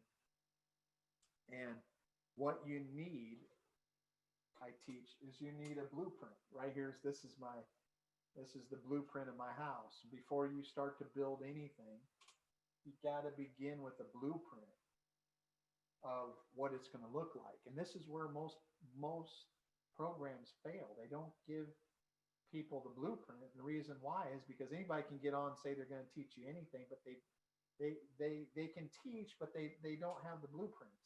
They've never done it themselves. All right. So in 83K Academy, I give you the blueprint of how to do all three of these. And it works quite interesting. In 83K Academy, I take you through a 90-day program. And the first 30 days, as you see over here, I train you how to become a certified coach. And that's in several areas. I teach how to be a life coach. I teach how to be a leadership coach. I teach you how to be a church growth coach. And the final week, I teach you how to be a business coach. And I certify you in 30 days. So it's a 30-day intensive You study 1 hour a night. And then on Saturdays, every Saturday for the first 30 days, I coach a small group of people. And so it's a group setting, a small group setting. I take you through the training, which is all online. And then every Saturday it's live for a one-on-one mentoring with me. So the first part of that is just teaching you how to be a coach. There's so many people. When times get tough, the coaching industry goes up. This whole industry is a multi-billion-dollar industry. And I teach you the difference between me and the other programs. I teach you how to go after the whales. I teach you how to create high ticket, high dollar coaching programs, not little peon stuff where you're charging $800 a month. No, we're talking 10 grand, 10 grand a month clients, $120,000 a year. I teach you how to go after big whales instead of little minnows, right? And then the next 30 days is write your way to millions. This next 30 days, I teach you how to write a book, the A to Z's, without having a big name, all right? And I give you, again, I give you a blueprint, a 5-year plan on how to make that book a bestseller. See, it's one thing to write a book. Then you need a blueprint to make it a bestseller. And the secret is a 5-year plan, not a 5-week plan and you quit. I teach you A to Z's for that. Help you on your book title. I coach you through getting a book title that captures people's attention. We work through what is the one word that's your specialty. I'm known as one word, the confidence coach. Confidence is my one word. You got to know your one word to penetrate the marketplace. And finally, the last 30 days is speaking for a change. And I teach you how to become a world-class communicator. So a 90-day period, you join in with me, and I hand walk you through. I pull the curtain back. I let you see behind the scenes of how I was able to build my career. That's what I'm into right now. Right now, I'm into fathering other people to take what I do and multiply it all over the world. I'm in a new season. I'm in a season of raising up other people and expanding through others. So if you want to be part of my team, here's what I want you to do. If you're interested in this, if you have a heart for this, all you got to do is go to 83kacademy.com. 83kacademy.com. Go over there, and right there you can put in your name and your email address. And then once you do that, you fill in your information, it'll take you to a page, and it'll explain the program in more detail. And then on that page, you'll find a link, and you'll click on that link, and you'll be able to set up an appointment with my coaching director. So you'll fill out a little application. We don't accept everybody. There's a little application you have to fill out, and then we talk to you, and we see what your goals are. We see if you will fit into our program. And my coaching director will then make a decision whether or not you can be part of this program. And if you're accepted, you'll join. We're going to be starting, I believe it's the 3rd week of January. So this is an awesome time to get in. You can start right now, get the training, get the education that you need. Use this time during COVID where you can't go out and do a whole lot. Instead of watching TV, build a skill, build skills, build skills. You want something, I want something more, I've got to have more skills, okay? So if you'll look down below right now, you'll see that Sherry, who is my coaching director, she's posting right now the link to 83K Academy. I believe, Sherry, if you put an HTTP semicolon backslash backslash 83K Academy, that link will create a right now clickable link for people to grab onto that, I believe. And but Sherry's a great gal. She went through the academy at the first of the year herself, and she's doing phenomenal. She's getting invitations to speak places. She's coaching people. She's becoming a phenomenal coach, speaker, and trainer herself. And she'll get on there and HTTP semicolon, and not the S, HTTP semicolon backslash backslash 83K Academy. Look down below, you can see it. Those of you who are in the chat, let me see. Those of you who are in the chat, yeah, we got it in the chat. Yep. Thank you for posting, whoever you are in the chat. I'm sorry, some of you on Zoom, I can barely see the thing in the Zoom, but thank you so much. So I wanted to share that with you. So if any of you, you're like, man, I want to take my income to a whole nother level. I'm tired of scraping by. The fastest and quickest way to get to your next level of momentum and increase and income and impact is to skill up. You got to skill up. You got to start creating multiple streams of income, and you got to look at the gifts that you have and say, hey, how can I use my ability to speak, my ability to coach, my ability to write? How can I use some of this and to bring additional streams of income in my life? There are so many of you who are connected with me. You could be great coaches. You could be great coaches. And hands down, I know that many of you are supposed to write a book and create a training program. Education, man, I'm telling you, education.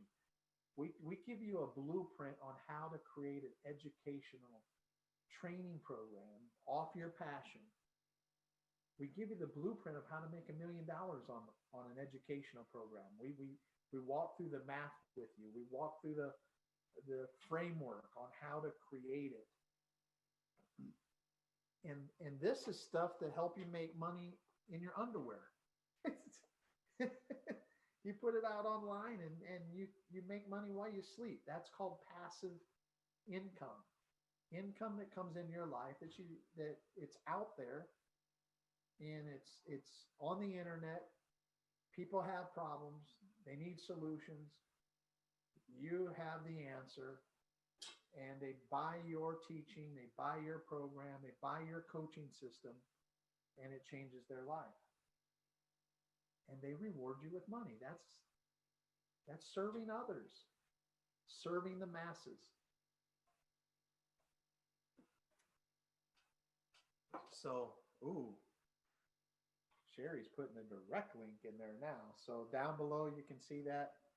If you want to be part of 83K Academy, man, I'm telling you, this next class is going to be red hot. It's going to be awesome. Every class, we just keep upping the bars, man. We just keep giving more and more. And after the 90 days, I then hand select people to be part of my inner circle, where I actually have you join my team. So Sherry's one of those that was hand selected to be part of my team, my inner circle. And that's why we're all working together to help make the world a better place. And that's why she's willing to help you and see if you're going to fit. So exciting. It's so exciting. How many of you excited about this new year? I am excited. I hope you are excited. Also, this has been a great day. We're talking about how to RPM your life, how to rev it up. And I want to just go to something that I think is important. I know some of you, I want to show you this. Some people are comfortable in the known hell that they are afraid to go to an unknown heaven. Wow. Some people are so comfortable. What is your enemy to getting to your destination? Your current comfort. You got to be willing to do something that you're afraid of. My friend, let me ask you a question. When was the last time you attempted to do something that caused you to quiver, that caused you to say, Lord, if you don't help me, I'm done? See, if you haven't felt that way, what you're in is you're in a comfort zone and you're compromised. You're compromised because you are not unleashing your full potential. You have become comfortable, and as long as you're in comfort, you're not unleashing the potential that God has inside of you. You're not growing. You're stagnant. You're stale. You are experiencing inertia. If I get up in front of a crowd and say, how many of you feel like you're stuck? Hands will go up all around the auditorium. 80, 90%. Yes, I feel stuck in life. Inertia's grip most people. Why? Because most people, they're comfortable. At least I know this hell. They're afraid to leave the known hell because I don't know at least I know what's going on in this known hell. I don't know what this new future has for me. But see, you have to leave the comfortable harbor. You can't leave your boat parked on the harbor. And that's what this season that we've been in, right? It's like it's like you can't go do nothing. You stay in your house, stay in lockdown, stay where you are. That's the messages right now. Stay close to shore. Don't stay where you're comfortable with. Don't dare go out and don't go out in the stormy water. Don't go out. There's rocks out there. There's bad stuff out there. And so we've been stuck at the harbor. And I believe right now it's time that we leave the harbor. And yes, 2021, there's going to be some rough patches. 2021, when you're moving out of a harbor, you're going to have to juke and jive, right? Like if you ever left a harbor, you got to get around some boats. You got to get around some rocks. You're going to have to juke and jive. And then when you get out into the beginning, as you're coming out of the harbor, there's always waves. And those waves, you're going to hit some waves. You're going to hit some turbulence. You're gonna, as you go into 2021, you're going to have some things come against you. But if you'll keep moving towards a new destination of what you want, right? You're seeing something out there. You got a new picture of a life that's totally different. I mean, totally different. When I was in my mother-in-law's house, I was seeing myself living in a mansion, seeing myself driving the cars of my dreams, seeing myself speaking on stages that were with thousands and thousands of people. I was seeing myself with the book deal with Penguin Books. I was seeing myself on Fox News. I was seeing it before I ever went there, but I had to juke around. I had to get through some waves, but on the other side, the water's going to get calm. And so when we begin to set sail for a new decade, not just a new year, I'm not telling you, don't think small and think a year. No, this thing that I'm talking to you about creating a new want has to be bigger bigger than something you can do in a year. It actually needs to be something that'll take a lifetime. It's so huge, it's so big. If it doesn't move you, it's not going to move anybody else. It's got to be big to move you. It's got to be a game changer. But you got to leave the known hell. 88% say they don't like their life. But but but at least the life I hate, I know. Oh, I got a lot of work to do because there's a lot of snowflakes out there. There's a lot of snowflake people who'd rather stay hugged to the harbor of hell. It's pitiful. It's pitiful. People settling for a life is a joke. It's a joke. You're wasting away your potential just to feel secure. Playing small helps no one, my friend. Playing small. Post that down in the chat. Say, I am not going to play small. Forget it. I am not going to play small. And if you're a Christian, Christianity is not a following for small people. It's a following of big people who take big and massive action. We're surrounded by a cloud of witnesses that took the message around the globe by foot. We're talking about people who faced lions and were willing to get eaten for what they believed. These were radical, bold, courageous, faith people.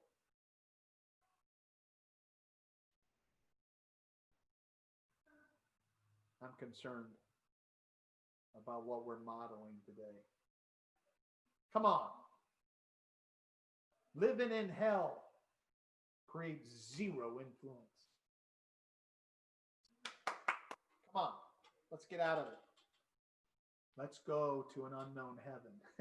It's so much better. Yeah, it'll scare you. But you face the fear and you dance with fear. Someone said, I want a fearless life. Don't go to those seminars. Don't go to the fearless seminar. No, the people who are fearless are do nothing people. No, you don't say, no, I'm just going to be fearless. No, you dance with fear. People who do big things learn to dance with fear. I feel fear, and when I feel it, I take action. And I use it as my dance partner to move me forward. Because if we don't feel fear, we're not doing anything big. We're not attempting anything outside of our comfort zone. Just saying. So I want you to get a new picture of what you want in your future. That's how you RPM your life. And too many people are stuck in worry. Worry is a negative picture. Worry is a negative picture of what? Of what you don't want in life to happen to you. And guess what happens with worry? Worry manifests itself in what you don't want. So everything that you were worried about, isn't it amazing? It comes to pass. I got to guard my mind. I got to guard my mind. I got to get a picture. Not worry is a picture of the most negative thing that can happen to me. Faith is a picture of the most positive outcome that's going to happen to me. It's putting the picture, it's feeding the picture of what I want to happen, of what I want in my life. That's what faith is. Faith is the substance of what I'm hoping for. Hope, what I desire, what I long for. That's what desire means. Desire, what you long for. That's hope. So if you're not wanting anything, you're not even in hope. If you're You're not in faith because you can't be in faith without hope. Hope is the substance. Faith is the substance of things what? Hope for. Faith is the substance of what you're hoping for. Hope gives faith substance. That which you long for, that which you desire. So what we need to do is infuse your mind with what you want. Infuse your mind with what you want. When you infuse your mind with what you want, watch, this is so powerful. Your creative powers are at work no matter what you're creating, either a heaven on earth or a hell on earth. So when you infuse your mind with what you want, your creative powers are ignited. Because you were created to be a creative. So you're either going to create, no matter what, you're creating. You're either creating heaven or you're creating hell. But you are creating. So whatever you feed grows. When you feed yourself what you want, your creative powers are fueled by the pitcher of what you feed it. You feed it positive, your creative powers are going to create positive outcomes. You feed it negative, you're going to get negative. If you feed it nothing, if you say, I don't want nothing, I'm just content with what I got, the Lord's will. Sounds spiritual, but it's stupid. It's stupid thinking. If you feed it nothing, guess what you're going to get in life? That's right, a big nothing. Existence. A continual hell. You got to feed that desire. You got to feed the want. And when you feed it the picture of what you want, your creative powers inside of you are ignited. Some of you are trying to figure out, how am I going to do it? How am I going to do it? How am I going to do it? No. You first feed yourself the picture, then the how-to. Your mind's designed. Feed it the picture. You got an imagination. Use the imagination to create the picture. Feed it. Feed the picture. And the picture, once you feed it, the picture, you begin to work to building that picture. And then that picture will eventually manifest as you move towards it, as you work towards it. You got that? Because then the how-to comes. You feed it long enough. Now, at first, you start feeding it. It's like, I still don't know. I still don't know. I still, $10 million. $10 million. I need $10 million. How's it going to happen? Day one, 10 million. 10 million. Feed the picture. 10 million. Well, I know the math. I need this much a month. How's it going to happen? I don't fully have it worked out, but I'm feeding the picture.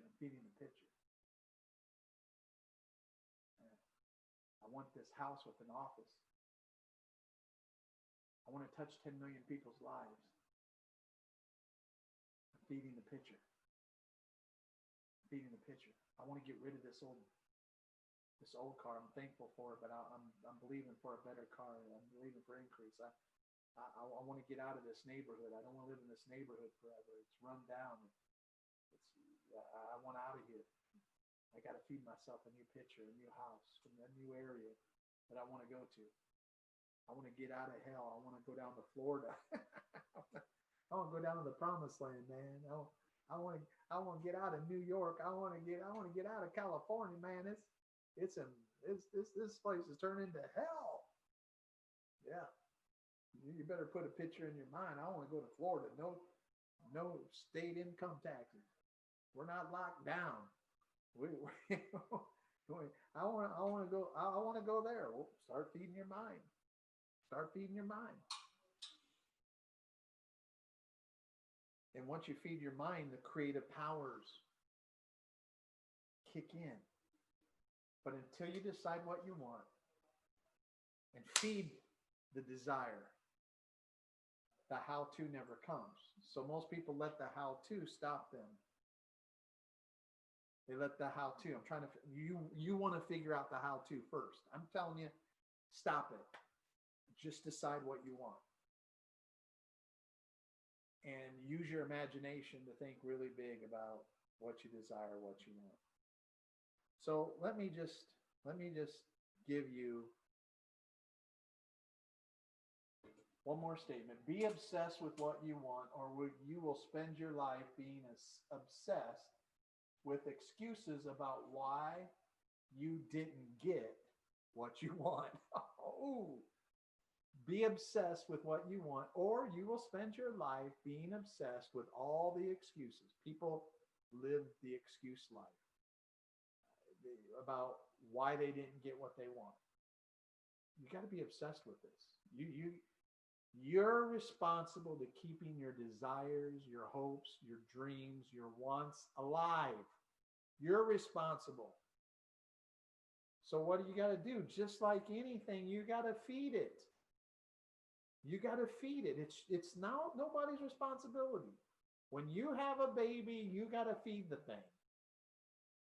You can't say, well, I want my mom to feed it. Why my mom feed? No, it's your responsibility. It's the beginning of success. Let me show you an illustration. Hannah's three steps to getting what she wanted in her life. Step number 1. See, she went barren for years. She never got what she wanted. Number 1, because she never asked God for it. She wanted a son, but she was barren for years. One day she decided she was going to go to church and ask God for what she wanted. She went into church sad, the Bible says. Her head was hung down low. That's most people. 88% of people, they go to church, they're miserable. All you got to do is stand up on the platform and look at people, and you can tell they're miserable. Why? Because a bunch of people gathering together who love God, but they're not getting what they want in life. And then being told, that to justify, it's all about spirituality. It's not about what you want. And be satisfied, be content with living a miserable life. Jesus never set people down and taught them how to be happy, denying yourself of what you want. How to be happy poor. He never sat down and did a seminar like that.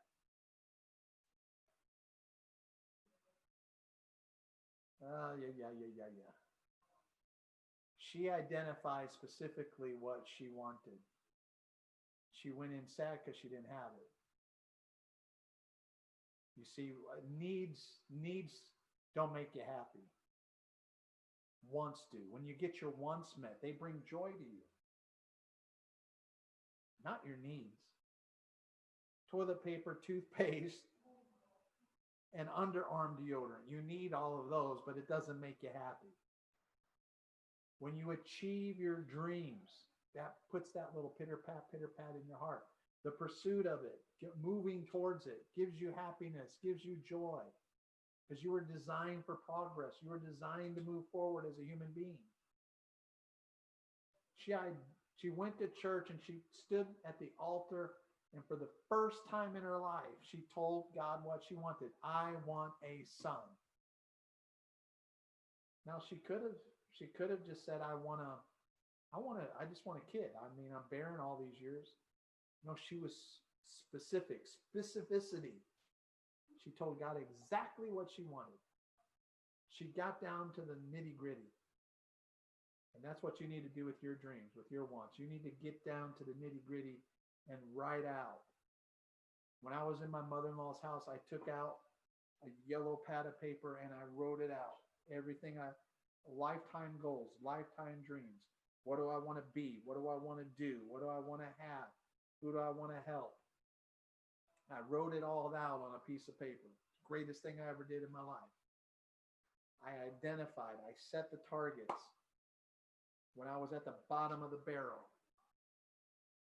Where I'm at today, I wrote it in 2002 in the bottom of the lowest point of my life. Just like Hannah did. She decided, this is what I want. This is where I'm going. And she had the courage to ask God for it. The religious guys laughed at her. That's what religion does. Religion, all the religious people, they've already left. You know, they've already checked out. They've already said this is a bunch of junk.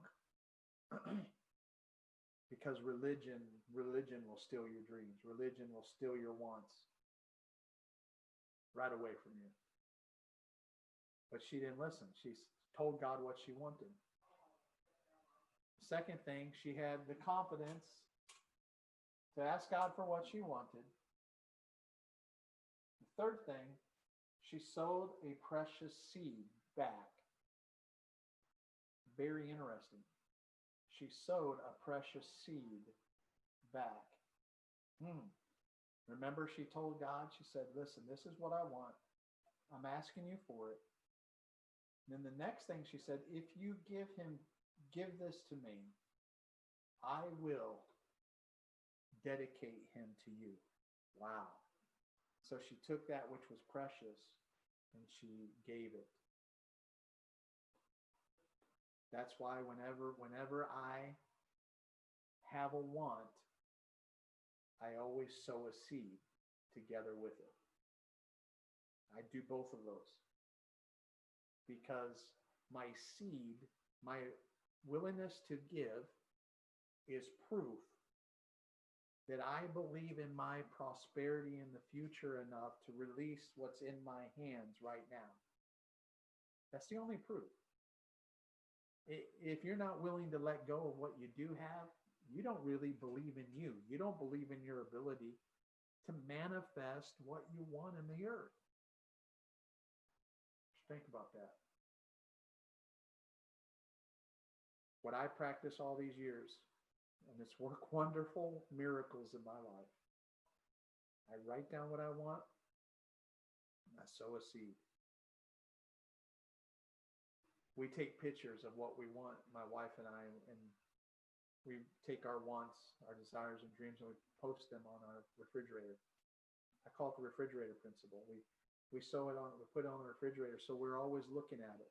Right now, you'll see a big picture of our house that we've had. It was the picture that we've had now for 2 years. We have the picture on our refrigerator. We've been looking at it. We've been confessing it. And now we're seeing that which we wanted manifest. What are we doing? We're feeding, and we're sowing. I sow seed and I say, God, I believe you. I was sowing seed to believe for the land that I bought. We got a miracle piece of property right in the best part of town where all the doctors are, and they build these big mansions with these big gates. We were able to lock into a piece of property on that same road. Then after that, we kept sowing seed, and then I bought the property next door to me, which I went from 1.5 acres, I just bought 5 acres. In the middle of a pandemic, I wrote it down. I said, man, not only do I want this property, I wrote it down. I said, I want this 5 acres. There's nothing there. I want this 5 acres. Whew, did I go through a lot to get it? But I own it. It's mine. It's mine.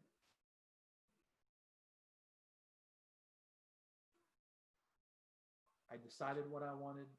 I sowed for it. I got a harvest. Hope deferred makes the heart sick.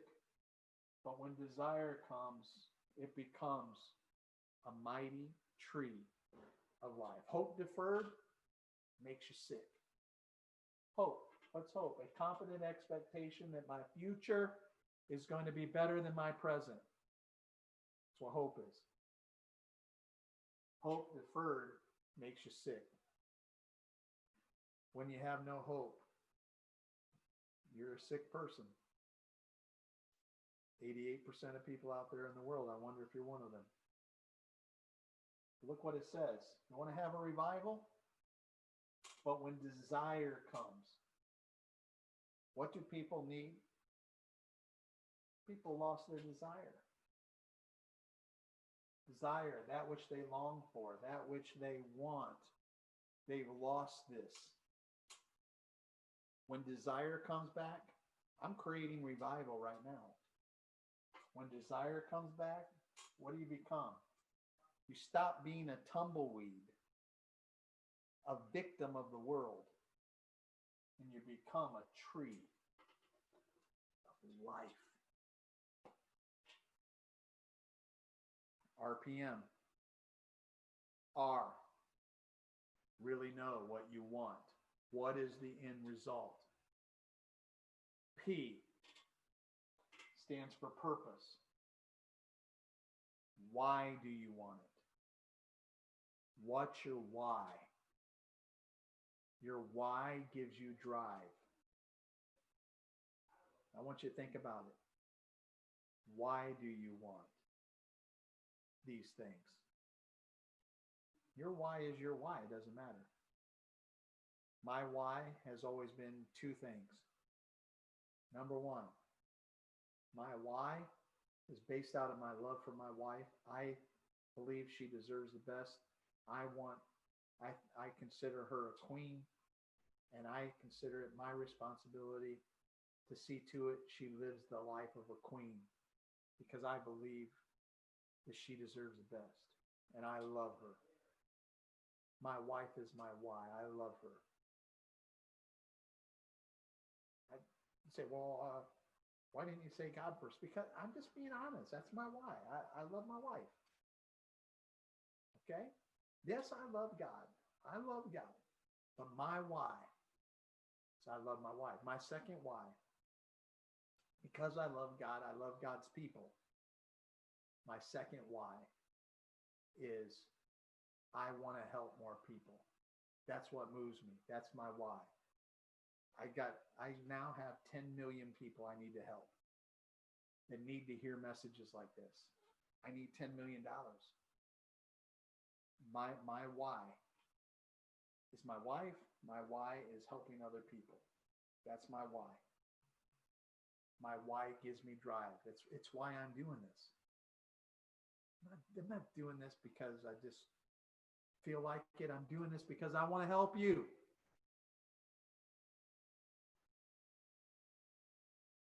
The third thing, RPM, results. What do you really want? 2, purpose. What's your why? Your why. Why are you here? What gives you drive? M is your map. Your massive action plan. What's your plan? Once you decide what you want, you decide why you want it. Now, you got to have a map, a massive action plan that tells you, how can I make it happen? That's without this, without a map, you can't make it happen.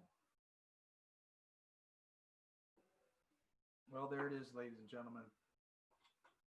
Almost 3 hours of sharing with you, helping you, and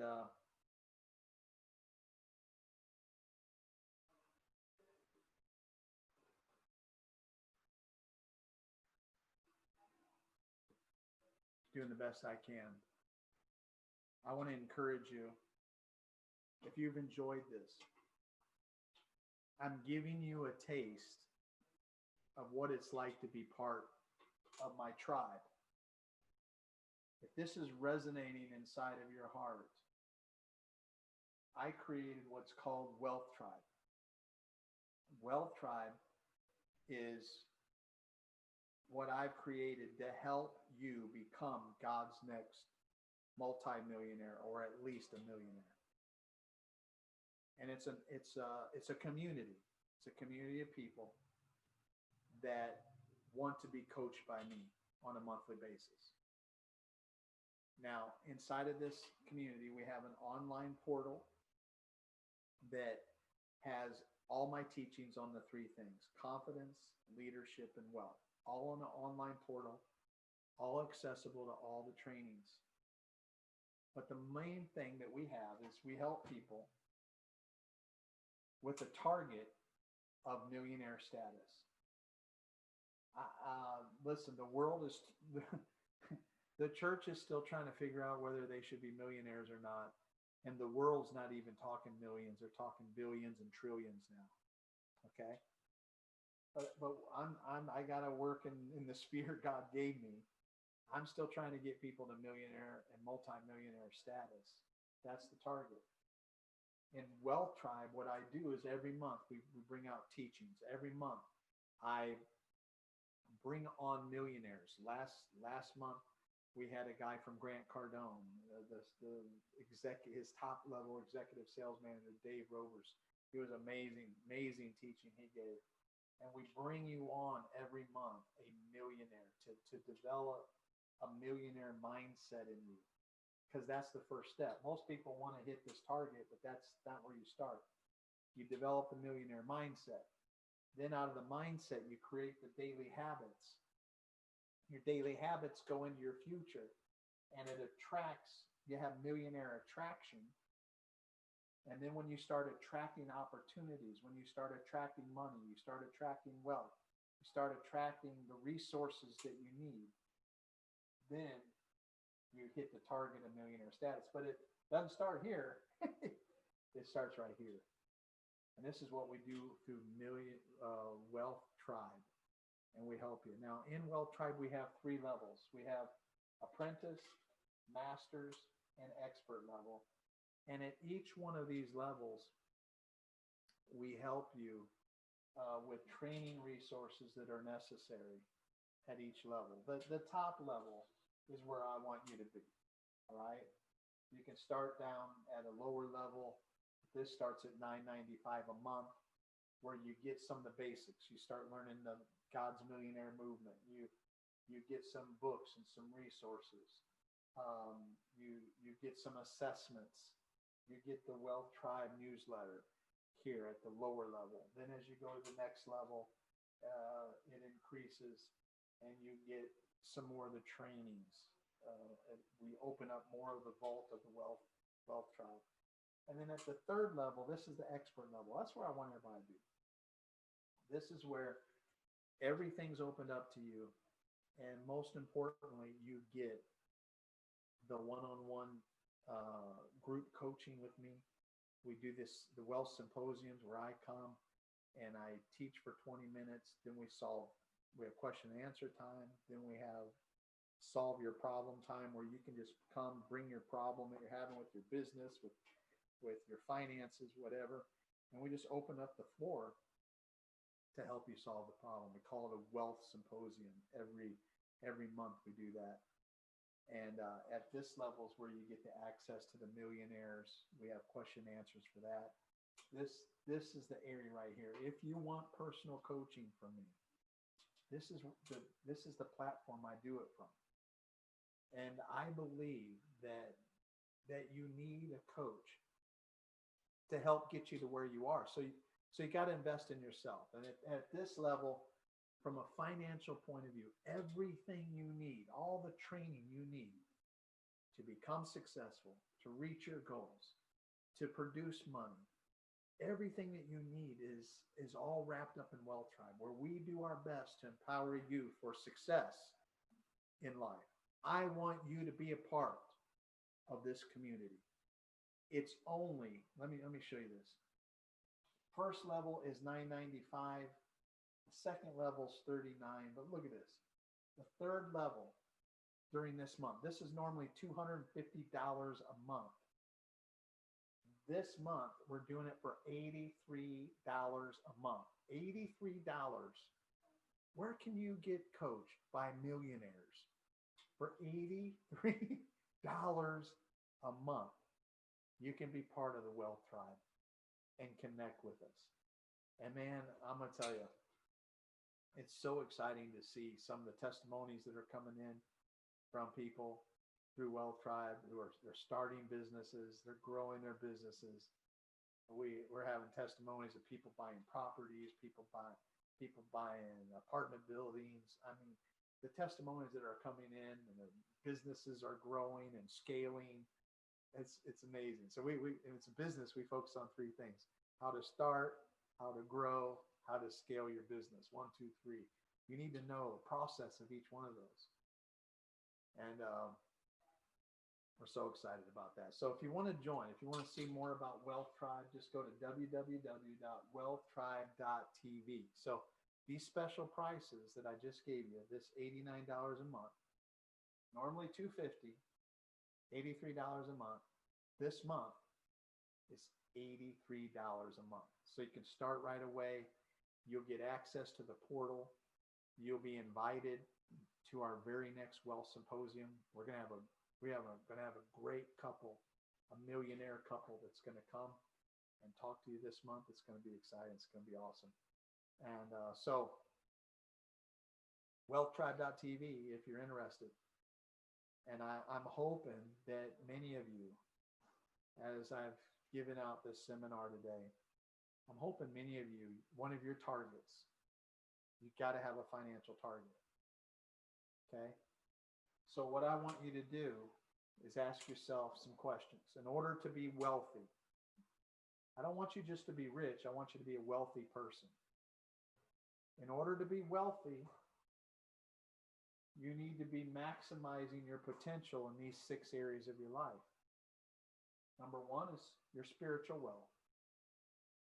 You need to set, what do you want for your growth spiritually? Now, I know I've maybe come across a little bit like anti-spiritual, but no, I'm just trying to get you to see, like, your pendulum's all the way over here.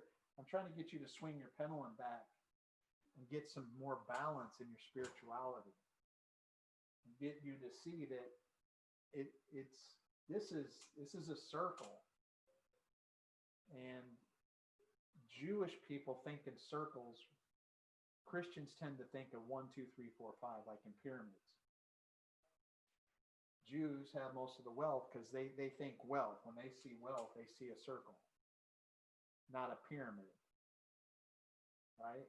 The Christians see that the top of the achievement is a spiritual, where a Jew sees all 5 of these things are important: your spiritual, your mental, your physical, your relational wealth, your professional wealth, and your financial wealth.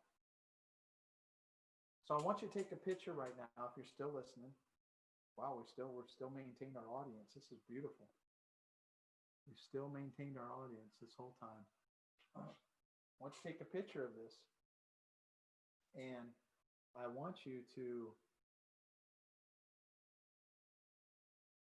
begin to enter in the process this year of setting goals for each 6 areas of your life. I hope as you enter in to this 2021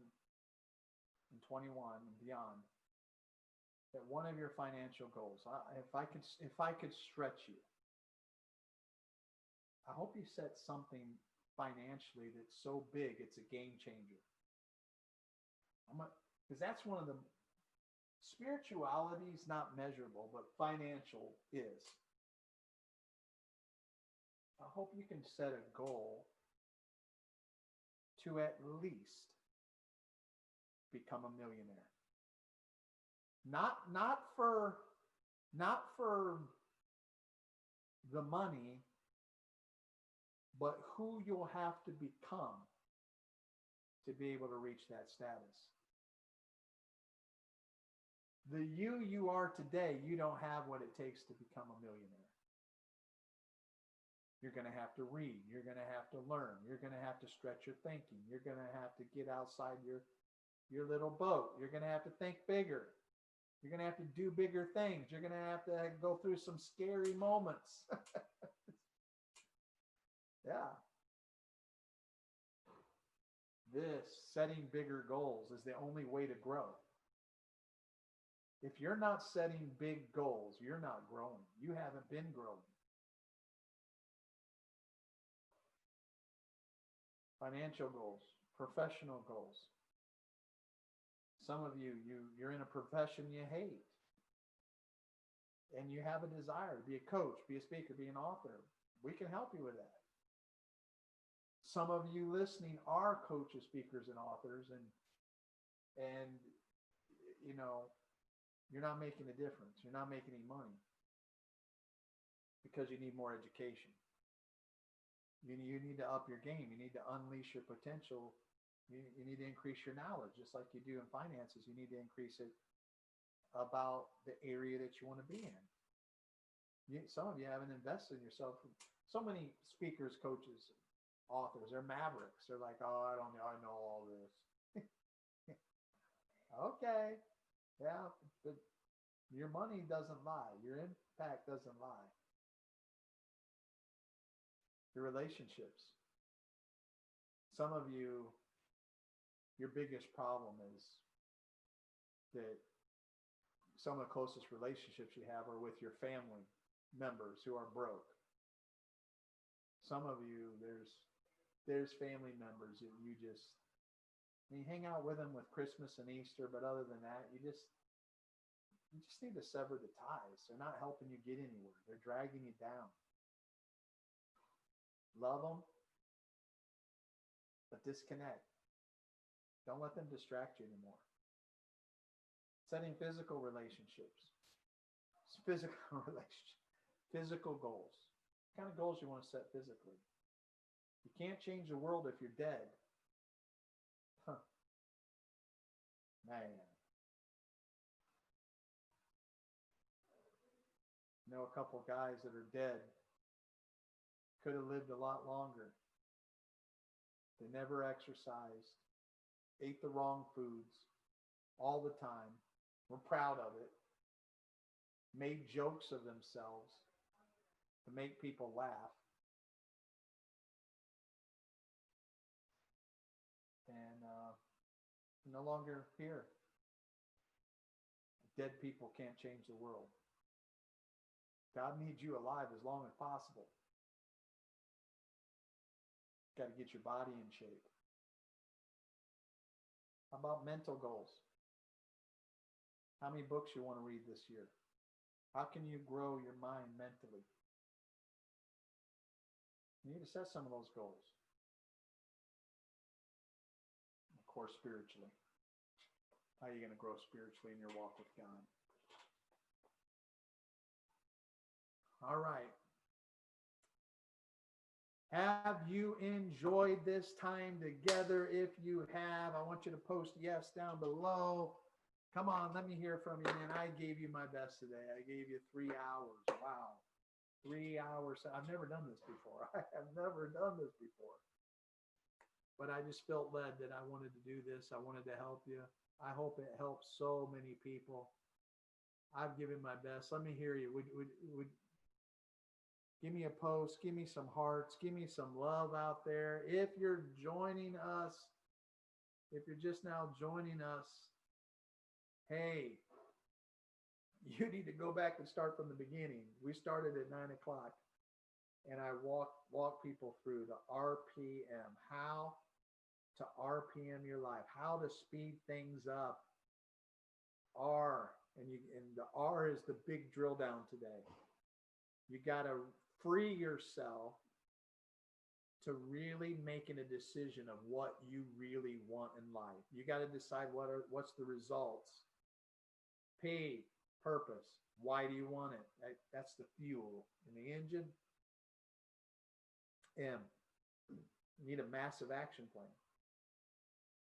Part of that plan is why I brought up Wealth Tribe. Part of that plan is getting a coach. Getting in a group of people who think like this. That's why I created Wealth Tribe. You need a community. You need a coach.